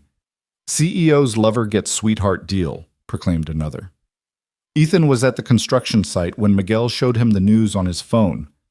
Boss, you need to see this. Reading the articles, Ethan felt rage building. They'd twisted everything, making Rebecca look corrupt and him look like an opportunist. This is bull, Miguel said. Everyone knows you won that bid fair and square. But not everyone knows Rebecca. They'll believe this because it fits their narrative of the privileged heiress playing favorites. His phone rang. Rebecca. I'm handling it, she said immediately. Don't talk to any reporters. Don't make any statements. Rebecca, I mean it, Ethan. Anything you say will be twisted. Let legal handle this. What about the baby? The stress? The baby's fine. I'm fine. Just focus on the center. The best response is to finish it on time and under budget. But she didn't sound fine. She sounded exhausted and stressed, exactly what she didn't need in early pregnancy. That afternoon, a familiar figure appeared at the construction site. Lauren approached the trailer where Ethan was working, looking uncharacteristically subdued. "Before you throw me out," she said, "I'm here to help. You've done enough." "I know, that's why I'm here." She pulled out a tablet. "I recorded everything, every conversation with Victor, every payment, every instruction to cause chaos. I thought I was being smart getting insurance in case he didn't pay. Now I realize I can use it to fix this." Ethan stared at her. "Why would you do that?" "Because I saw you three at that gala, a real family, the kind I was too selfish to want." She paused. "And because Mia deserves better than having her father's reputation destroyed by lies." "What do you want in return?" "Nothing. I'm leaving Ethan, for real this time. I got a role in a series filming in Vancouver. I'll be gone for at least a year. And Mia deserves the mother she has, not the one she was born to." Lauren's eyes were wet. "Rebecca loves her. I saw it. That's more than I ever gave her." She handed him the tablet. "Everything's on there. Victor discussing the plan to plant those documents, how he'd held onto them for 2 years waiting for the right moment. He even brags about hiring someone to hack Jennifer's email to release them. This is evidence of criminal conspiracy. Yes, use it." She turned to leave, then stopped. "Tell Mia, tell her I'm sorry, and that I hope her new sibling gets the mother I couldn't be." "You know about hospital gossip? Rebecca was seen in the maternity ward yesterday for her first appointment." Lauren smiled sadly. "Congratulations, Ethan. You got the life you deserve." After she left, Ethan called Rebecca. "You need to come to the site. Now." She arrived within 20 minutes, William Chen and the head of legal with her. When they reviewed Lauren's recordings, the legal team immediately went into overdrive. "This is enough for criminal charges," the lawyer said. "Victor didn't just leak documents, he committed corporate espionage, conspiracy, and fraud." "Do it," Rebecca said coldly. "Press every charge." "It'll be messy," William warned. "Public trial media coverage." "Let it be messy. I'm tired of playing defense." That night, as they sat in Ethan's living room with Mia coloring at their feet, Rebecca finally let her exhaustion show. "I thought it was over," she said. "I thought Victor was done." "Wounded animals are the most dangerous," Ethan replied, rubbing her shoulders. "But this time we have proof. Your father's actual correspondence, the full context, Lauren's recordings. He overplayed his hand. The board's meeting tomorrow. Emergency session again. Will they support you?" "After this, they'd better." She leaned into his massage. "I'm so tired of fighting for the right to run my own company." "After tomorrow, you won't have to. Victor's going to jail, the truth will come out, and we can focus on what matters. The center, the family, the baby, the life we're building." Mia looked up from her coloring. "Are you sad about the mean man again?" "A little," Rebecca admitted. "Don't be. Daddy won't let him hurt you, and neither will I." She held up her drawing. "Look, I made our family. There's Daddy and you and me and the baby and the dog we're going to get in the house with the big yard." "It's perfect," Rebecca said, tears in her eyes. "Don't cry. Happy pictures are supposed to make you happy." "These are happy tears, sweetheart." "Grown-ups are weird," Mia declared, returning to her coloring. The emergency board meeting the next day was swift and decisive. Presented with evidence of Victor's criminal actions, the board unanimously voted to support Rebecca and pursue full legal action against their former vice president. "I owe you an apology, Margaret Liu said after the vote. "We should have seen Victor's machinations sooner." "He was careful," Rebecca replied, "and he played on existing prejudices about nepotism and female leadership." "Which we allowed," William added. "Your father would be proud of how you've handled this, Rebecca. You've shown more strength and integrity than he ever did." "Don't speak ill of the dead William." "I'm not. Richard was brilliant, but he was also ruthless. You're brilliant and compassionate. That's why Sterling Developments will thrive under your leadership in ways it never could under his. Within a week, Victor Hale was arrested on multiple charges. The news cycle, which had been savage in its coverage of the supposed scandal, now turned its fury on him. Corporate saboteur exposed replaced contract scandal in the headlines. Rebecca held a press conference standing alongside William Chen and the board, presenting the truth with calm precision. She didn't mention the pregnancy or elaborate on her relationship with Ethan beyond confirming they were together. She focused on the facts: Carter Construction had won the bid fairly. The community center was ahead of schedule and under budget, and Sterling Developments would continue its mission of building spaces that served communities, not just profit margins. My father built an empire, she concluded. I intend to build a legacy, one that puts people first. The response was overwhelmingly positive. Suddenly, Rebecca wasn't the ice queen or the privileged heiress. She was the CEO who'd fought corruption in her own company and won. That evening, Ethan found her standing in what would be the community center's library, hands resting on her still flat stomach. Thinking about the future, he asked, wrapping his arms around her from behind. Thinking about names, actually. Richard, if it's a boy. After your father. After the man he was before ambition consumed him. The one who taught me about foundations. And if it's a girl, Grace. For the grace you showed in saving me. The grace we found together. Grace Carter, I like it. Carter. She turned in his arms. Not Sterling. We're building something new. Remember, not my name or yours, but ours. Carter Sterling. How about Sterling Carter? How about we let Mia decide? She'll have to spell it on school forms. They were interrupted by Miguel calling out, Boss, Miss Sterling. Sterling. You need to see this. They found the crew gathered around the main hall where they'd installed the dedication plaque Rebecca had designed, but beside it was another plaque, smaller, that hadn't been there this morning. This community center stands as testament to the power of unexpected connections, built by Carter Construction, funded by Sterling Developments, and inspired by a 6-year-old who believes in mermaids. May all who enter here find the courage to save each other. Below it was a date, not today's date, but the date Ethan had pulled Rebecca from the ocean. Who did this? Rebecca asked, tears streaming down her face. The crew exchanged glances, then Miguel stepped forward. All of us. Every subcontractor, every worker who's been on this site. We took up a collection, had it made. Because what you two have fighting for each other, standing together against that corporate bastard, that's what community really means. Rebecca hugged Miguel, then each crew member in turn. Ethan watched his carefully professional CEO completely abandon corporate protocol in favor of genuine human connection. This is why I love her, he told Miguel quietly. She has the biggest heart hidden under all that armor. Not so hidden anymore, boss. As spring arrived, the community center neared completion.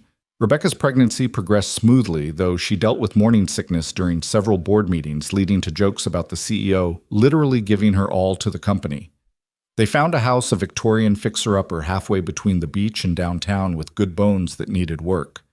Ethan's crew volunteered their weekends to help renovate, turning it into their project. You don't have to do this, Ethan told them. Family helps family, Miguel replied simply. Besides, little Mia promised to make us cookies. I'm learning to bake, Mia announced proudly. Rebecca's teaching me. We only burned 1 batch. 2. Rebecca corrected, emerging from the house covered in paint. But the 3rd batch was perfect. Seeing her like this, paint-splattered pregnant, laughing with his daughter and crew, Ethan fell in love all over again. This was who she really was beneath the suits and board meetings. What? She asked, catching him staring. Just thinking about how that drowning mermaid turned out to be pretty handy with a paintbrush. Flatterer, come help me with the nursery. Mia insists it needs an underwater theme. For the baby to know about mermaids, Mia explained. The nursery became Mia's project with Rebecca's enthusiastic support. They painted murals of friendly sea creatures, hung mobile sculptures of dolphins and whales, and found the softest sea green carpet. It's perfect, Rebecca said, standing in the finished room with Mia. The baby will love it, Mia agreed. Do you think it's a brother or sister? We find out tomorrow at the ultrasound. Want to come? Can I? Of course. You're the big sister. You should be there for important moments. The next day in the ultrasound room, they got their answer. It's a girl, the technician announced. Grace? Mia whispered. Baby Grace. She's healthy, Rebecca asked anxiously. Perfect. Strong heartbeat, right on track for development. Ethan squeezed Rebecca's hand, watching their daughter on the screen. Another girl to protect, to love, to raise with strength and kindness. She's going to be tough, the technician commented. Look at her kicking. Like her mom, Ethan said. Like her sister, Rebecca corrected, watching Mia bounce with excitement. That evening, they celebrated at the beach, the same stretch where everything had begun. Mia ran ahead collecting shells for baby Grace, while Ethan and Rebecca walked hand in hand. Victor's trial starts next week, Rebecca said quietly. You'll have to testify. Yes, but I'm not afraid anymore. He has no power over us now. He never really did. He just made us think he did. Smoke and mirrors, Rebecca agreed, while we were building something real. They watched Mia dance in the waves, fearless and free. I never thanked you, Rebecca said suddenly. For what? For seeing me. Not the CEO, not the Sterling name, not the money or the power, just me. That's all I ever saw. A woman fighting to breathe literally and figuratively. And you gave me breath, in every way that matters. 2 weeks later, the community center held its soft opening. Before the official dedication, they invited the families from the neighborhood to explore. Children ran through the halls, parents examined the classrooms and daycare facilities. Elderly residents tested the comfortable chairs in the library. It's perfect, one mother said to Rebecca, tears in her eyes. My kids will have somewhere safe to learn to play. You don't know what this means. I think I do, Rebecca replied, hand on her growing belly. Ethan found her later in the art room watching Mia teach younger children how to finger paint. She's a natural teacher, Rebecca observed. She gets that from you. You've taught her so much these past months. She's taught me more. About resilience, joy, finding magic in ordinary moments. Speaking of magic, Ethan pulled out a small box. I know we've done everything backwards, moved in together, got pregnant, fought corporate wars, but maybe we could do one thing the traditional way. Rebecca's hand flew to her mouth as he knelt. Rebecca Sterling, you crashed into my life like a force of nature. You've made me braver, stronger, better. You've given my daughter a mother and our family another child. Will you marry me? Will you let me spend the rest of my life making sure you never have to fight alone again? Yes, she whispered. Then louder, yes. Mia, who'd been secretly watching, erupted in cheers. Finally, I've been waiting forever. Forever? Ethan asked, slipping the ring onto Rebecca's finger, a simple, solitaire, elegant, and unassuming perfect for a woman who'd learned to value substance over show. At least 3 whole weeks, Mia said seriously. The construction crew, who'd apparently also been watching, burst into applause. Miguel produced champagne from somewhere, and suddenly they were having an impromptu engagement party in the unfinished community center. When, Rebecca asked later, admiring her ring, while Mia regaled the crew with wedding planning ideas. Whenever you want. Tomorrow, next year, whenever. Before Grace arrives. I want to fit in a dress, and I want Mia to be our flower girl while she's still little enough to throw petals with abandon. June then, at the beach where we met. Where you saved me. Where we saved each other. The trial of Victor Hale began the following Monday. Rebecca testified with calm precision, detailing his systematic attempts to undermine her leadership and destroy both her reputation and Ethan's business. Lauren's recordings were played, Victor's own voice damning him repeatedly. His defense attorney tried to paint Rebecca as an unstable leader who'd nearly died due to poor judgment, but the prosecutor shut that down quickly. Ms. Sterling had an accident. Mr. Hale committed deliberate corporate sabotage. These are not equivalent. The jury agreed. Victor was found guilty on all counts: corporate espionage, fraud, conspiracy, and harassment. The sentence was 5 years in federal prison and massive fines. As they left the courthouse, Rebecca stopped on the steps.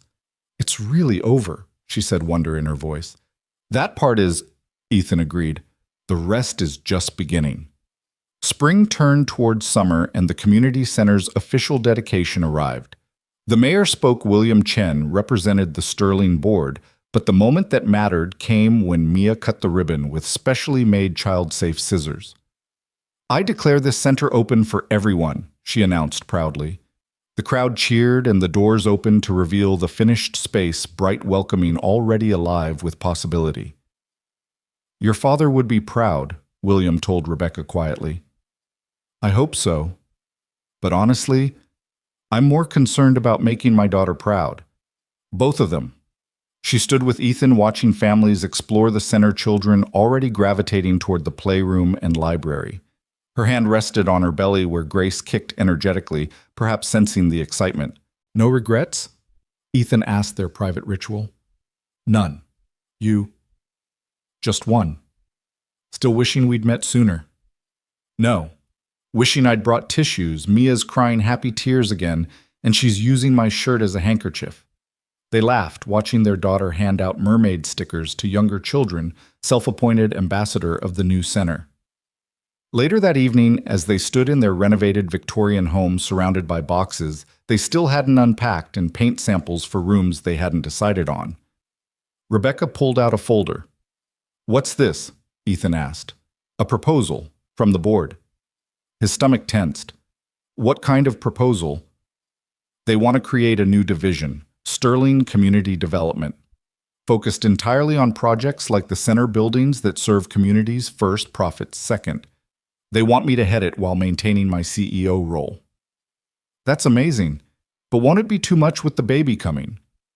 That's why I want to propose something else, a partnership. Sterling Carter Community Development. Equal partners, equal say. You bring the construction expertise and ground-level understanding of what communities need. I bring the funding and corporate infrastructure. Rebecca, I can't match your investment. Not financial partnership. True partnership. Your knowledge, my resources. Your integrity, my connections. Building a legacy for our daughters. Our daughters, Ethan repeated, loving the sound of it. So, yes, of course, yes. But I have a condition. What? Mia gets to name our first project. Deal. They shook on it, then kissed, sealing both a business partnership and personal commitment that had grown from the most unlikely beginning. That night, as they lay in bed with Mia sprawled between them, she'd had a nightmare and crawled in around midnight. Rebecca whispered, "Thank you." For what? For jumping into those waves, for choosing to save a stranger, for seeing past everything to who I really was. Thank you for holding on, for fighting to breathe, for grabbing my wrist and not letting go. I'll never let go, she promised. Neither will I.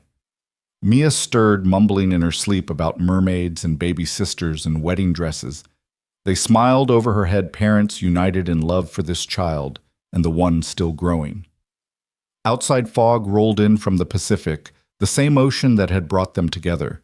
It whispered against the windows like a reminder life was fragile, precious, worth fighting for, worth saving.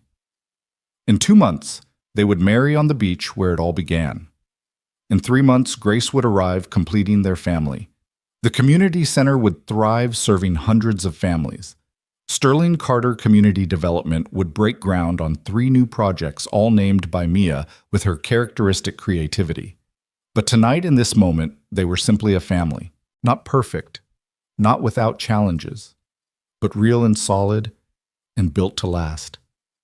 I love you, Ethan whispered into the darkness. I love you too, Rebecca replied.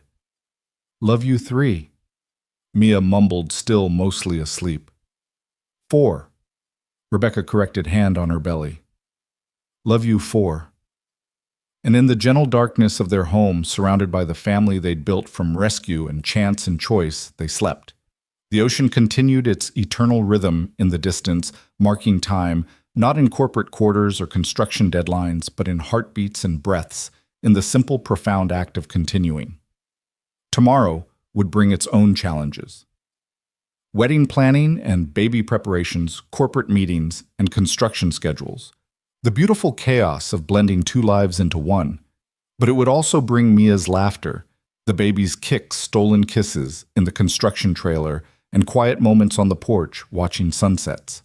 It would bring life, messy, complicated, wonderful life. The kind worth diving into dangerous waters to save. The kind worth fighting corporate sharks to protect. The kind worth every risk they'd taken to get here. The fog thickened, embracing their Victorian home like a protective shroud. Inside, the family slept on, unaware that their story had already become legend in their small community: the CEO and the contractor, the rescue and the romance, the little girl who believed in mermaids and made everyone else believe too. June arrived with unusual clarity on the California coast, as if nature itself had decided to cooperate for their wedding day. Ethan stood at the edge of Monterey Beach. At sunrise, Miguel beside him as his best man, watching the crew set up white chairs on the sand. The same spot where he'd pulled Rebecca from the waves 8 months ago was now decorated with flowing white fabric and clusters of sea roses that Mia had insisted on. "Nervous?" Miguel asked, adjusting his tie for the 10th time. "No," Ethan replied honestly. "This is the one thing I've never been more sure of." Even with her being, Miguel gestured vaguely at the elegant setup that probably cost more than most people's entire weddings. "She's not her money, Miguel. She never was." "I know, boss. Just making sure you remember that when you see her in what I'm told is a very expensive dress." Ethan laughed, but his attention was caught by movement near the parking area. Rebecca's car had arrived, though she'd stayed at a hotel last night, insisting on some traditional separation before the ceremony. He could see Mia bouncing excitedly in her flower girl dress, a confection of seafoam green that she'd picked out herself. "Daddy!" She ran to him across the sand, her basket of rose petals swinging wildly. "Rebecca looks like a princess, a real one." And baby Grace kicked 3 times when we put the dress on, like she was saying hello. "Slow down, sweetheart. Where's Rebecca?"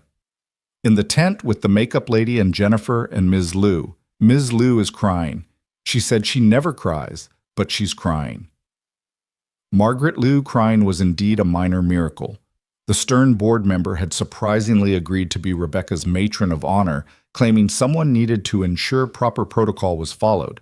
But Ethan suspected she'd grown genuinely fond of Rebecca over these past months of trials. The guests were arriving a mixture that only their unusual story could produce. Construction workers in their best clothes sat beside Sterling Development board members. Families from the community center mixed with corporate executives. Even William Chen had come despite claiming he hadn't attended a beach wedding since the 60s. "It's time," the officiant said, a local judge who'd been charmed by their story. Ethan took his position, Mia beside him, as the world's most enthusiastic flower girl. The string quartet began playing. Rebecca had wanted something simple, but Mia had insisted on proper wedding music. Then Rebecca appeared, and Ethan forgot how to breathe. She wore a flowing white dress that somehow managed to be both elegant and simple, accommodating her 7-month pregnancy with grace. Her hair was swept up with small white flowers woven through it, and she carried a bouquet of the same sea roses that decorated the aisle. But it was her smile that stopped his heart, radiant, confident, and entirely focused on him. William Chen walked her down the aisle, having volunteered for the role, when she'd mentioned her father was gone and she'd walk alone. "No one in my company walks alone, Wuba," he'd said gruffly, and that had been that. As she reached him, Rebecca whispered, "You saved me again." "How?" "By being here. By choosing this. By not running when things got complicated." "Never," he whispered back. The ceremony was simple, their vows personal. Rebecca went first, her voice clear despite the tears tracking down her cheeks. "Ethan Carter, you pulled me from the ocean, but more than that, you pulled me from a life half-lived. You showed me that strength isn't about standing alone, but about having the courage to let others stand with you. You gave me a daughter who teaches me joy every day, and another who reminds me with every kick that miracles happen. I promise to build with you, to stand with you, to fight for you, and beside you for all the days of our lives." Ethan had to clear his throat twice before he could speak. "Rebecca Sterling, you crashed into my life like a force of nature and changed everything I thought I knew about courage. You took my daughter's heart and healed it with your presence. You took my small dreams and showed me how to build bigger ones. You faced down corporate sharks and bitter exes and your own fears, all while creating new life and new hope. I promise to be your anchor in every storm, your foundation for every dream, and your partner in every adventure. And I promise, Mia piped up, making everyone laugh, to teach baby Grace about mermaids and to not use bad words Uncle Miguel teaches me, and to always remind you both when you're being silly grown-ups. That wasn't part of the ceremony, sweetheart, Rebecca said, but she was smiling through her tears. It should be, Mia declared. I'm part of this family too. You're absolutely right, the judge said, charmed. Mia, do you promise to be the best big sister you can be? I promise. Then by the power vested in me by the state of California, and with the blessing of this rather precocious flower girl, I pronounce you husband and wife. Ethan kissed Rebecca while Mia threw rose petals with wild abandon, and their guests erupted in cheers. Grace kicked hard enough that Ethan felt it through Rebecca's dress, as if announcing her presence at this new beginning. The reception was at the community center, transformed with lights and flowers into something magical. Rebecca had insisted where better to celebrate than the place that had brought them together, professionally built by their shared vision. During toasts, Miguel told embarrassing stories about Ethan's early construction disasters. Margaret Lou, slightly tipsy on champagne, revealed that she'd known Richard Sterling personally and that he would have loved Ethan's integrity. William Chen spoke about legacy and building things that last, his words carrying weight that went beyond wedding speeches. But it was Mia's toast that brought the house down. When Daddy saved Rebecca from the ocean, I was scared he wouldn't come back. But he did, and he brought Rebecca with him. She was supposed to be just a mermaid we saved, but she became my mom. Not my first mom, but my real mom. The one who stays. And now baby Grace gets to have the family I always wanted. So thank you, Daddy, for being brave. And thank you, Rebecca, for holding on. And thank you, Ocean, for bringing you together even though you're very scary and we don't swim in you anymore. There wasn't a dry eye in the room. Rebecca pulled Mia into a fierce hug while Ethan wrapped his arms around both of them, his family complete, even before Grace arrived. Did I do good? Mia whispered. You did perfect, Rebecca assured her. As the evening progressed, Ethan found himself watching Rebecca dance with members of his construction crew, her designer wedding dress swirling as Miguel taught her some questionable salsa moves. She'd come so far from the polished CEO he'd first met in the hospital, though that strength was still there, just tempered now with joy. She's something else, William Chen said, appearing at his elbow. I've known Rebecca since she was Mia's age, you know. Richard used to bring her to board meetings, let her sit in the corner with her coloring books. She mentioned that. What she probably didn't mention was that even then she was listening. Once when she was 8, she corrected my math during a financial presentation. Richard was mortified, but she was right. Sounds like Rebecca. The point is, she's always been brilliant, but she's never been happy. Not until you. She makes me happy too. Good, because I have a proposition for you. Ethan tensed. Corporate propositions rarely ended well in his experience. William seemed to sense his concern. Nothing nefarious, Sterling Development wants to fund 3 more community centers. Full creative control to Sterling Carter Community Development. Rebecca already knows this is her wedding gift from the board. 3 centers. To start, if they're all as successful as this one, we'll discuss more. Consider it an investment in the future. Speaking of which, he nodded toward Rebecca's belly. When's the little one due? 3 weeks. During quarterly reports. Rebecca will love that scheduling. They laughed, and Ethan realized that somewhere along the way, he'd become comfortable in Rebecca's world, just as she'd become comfortable in his. The party continued past midnight, but Rebecca and Ethan slipped away earlier, walking hand in hand along the beach while their guests celebrated. The moon was full, turning the ocean into liquid silver. No regrets? Rebecca asked their traditional question. None. You. Just one. What? I can't see my feet anymore, and these shoes are killing me. Ethan laughed and knelt, removing her heels and tossing them aside. Better? Perfect. Though now you'll have to carry me. Always, he said, sweeping her into his arms despite her protesting laugh. Ethan. You'll hurt yourself. Please, I haul lumber all day. You and Grace together weigh less than a load of 2x4s. How romantic.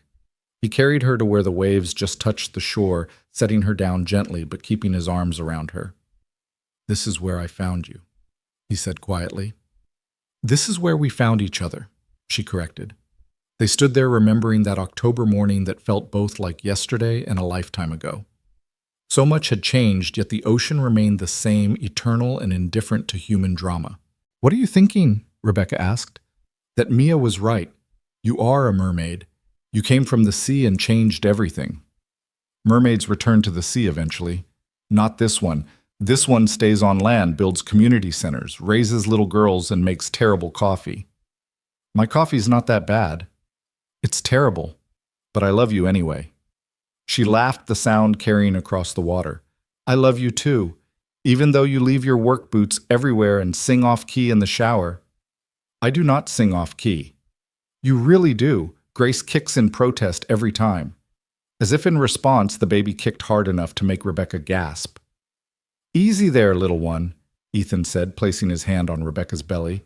"Save the construction work for after you're born." "She's strong," Rebecca said. "Like her father. Like her mother." They made their way back to the reception where Mia had fallen asleep on Margaret Liu's lap, the older woman looking bewildered but pleased by this turn of events. "She crashed about 10 minutes ago," Margaret explained, mid-sentence about whale migration patterns. "She's been studying," Rebecca said, gathering Mia into her arms. "She wants to teach Grace everything about the ocean." "From a safe distance, I hope," Margaret said dryly. "We've had quite enough ocean drama for one lifetime." The next morning, they woke in their Victorian house as a married couple. Mia bounced on their bed at an ungodly hour, already planning Grace's nursery improvements. "She needs more fish," Mia declared. "Happy fish, not scary ones." "It's 6 in the morning," Ethan groaned. "Fish don't sleep," Mia informed him. "I read about it." "Some fish do sleep," Rebecca corrected, then winced. "Oh, what's wrong?" Ethan was immediately alert. "Nothing, just a strong kick. Grace is apparently an early riser like her sister." But throughout the day, Rebecca seemed uncomfortable. She insisted she was fine focusing on unpacking wedding gifts and writing thank you notes. It wasn't until evening, as they sat down to dinner, that she gasped and gripped the table.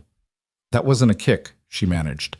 "Rebecca, I think my water just broke." "But you're not due for 3 weeks. Tell that to Grace."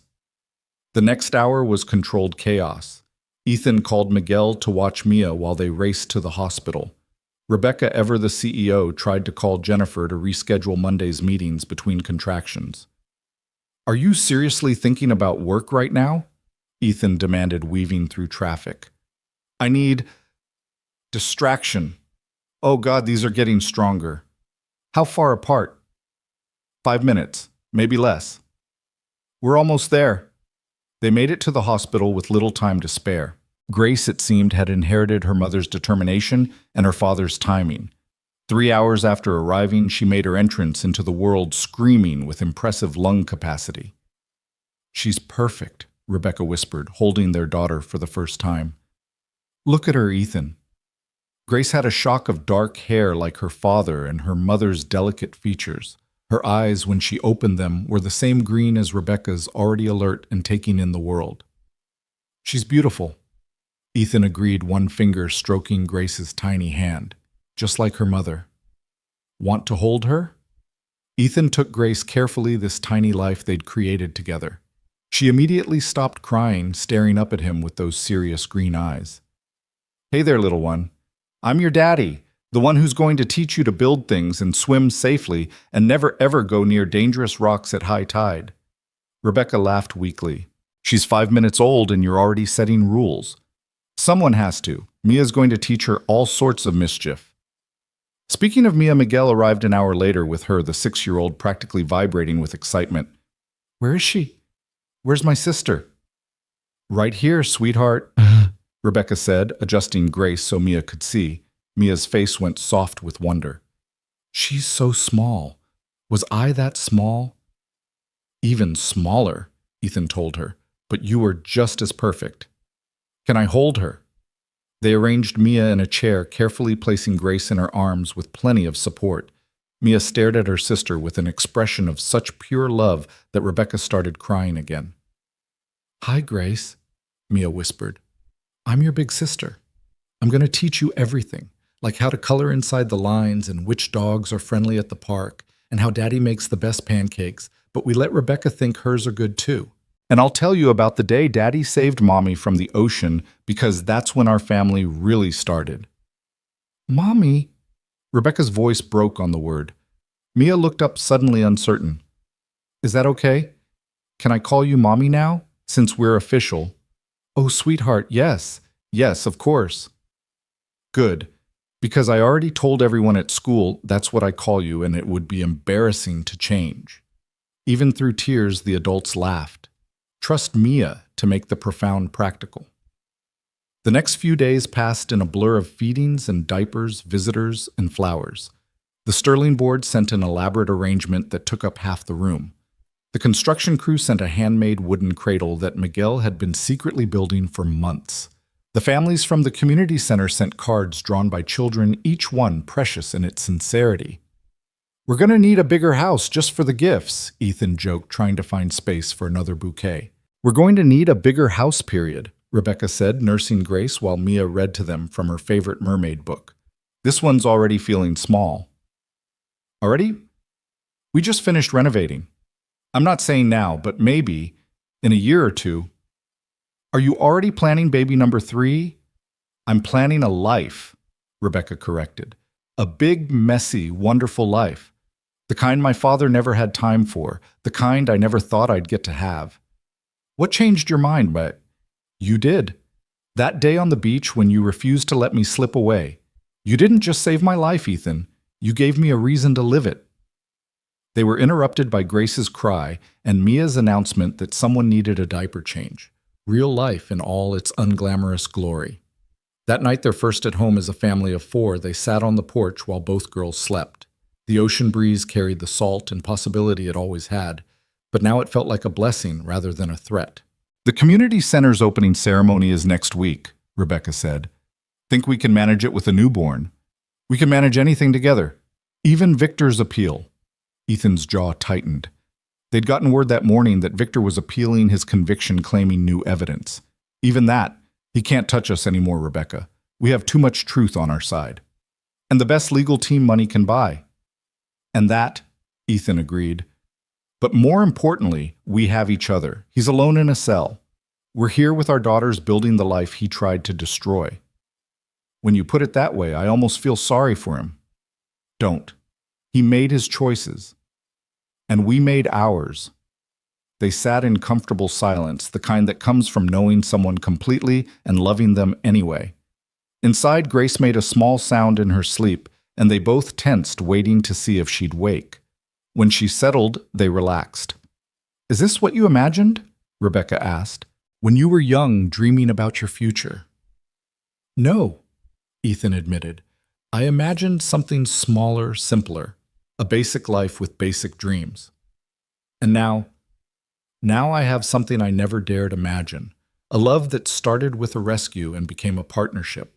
Daughters who make every day an adventure.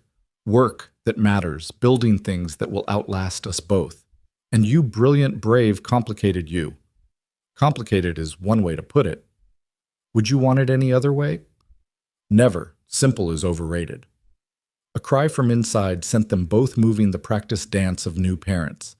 But as Ethan watched Rebecca comfort Grace while Mia padded out in her pajamas to help, he realized this was exactly where he was meant to be.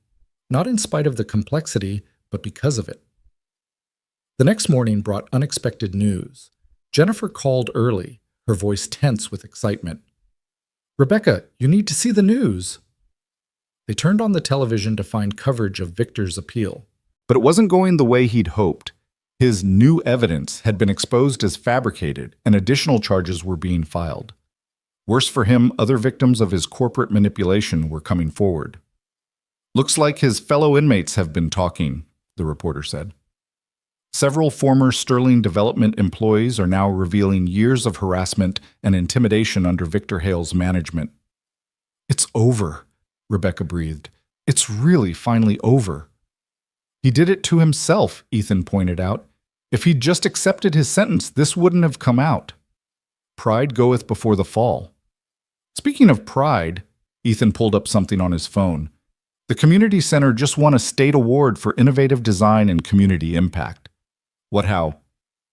Apparently someone nominated us. William Chen says it wasn't him, but I have my suspicions. Rebecca smiled. He's gone soft in his old age.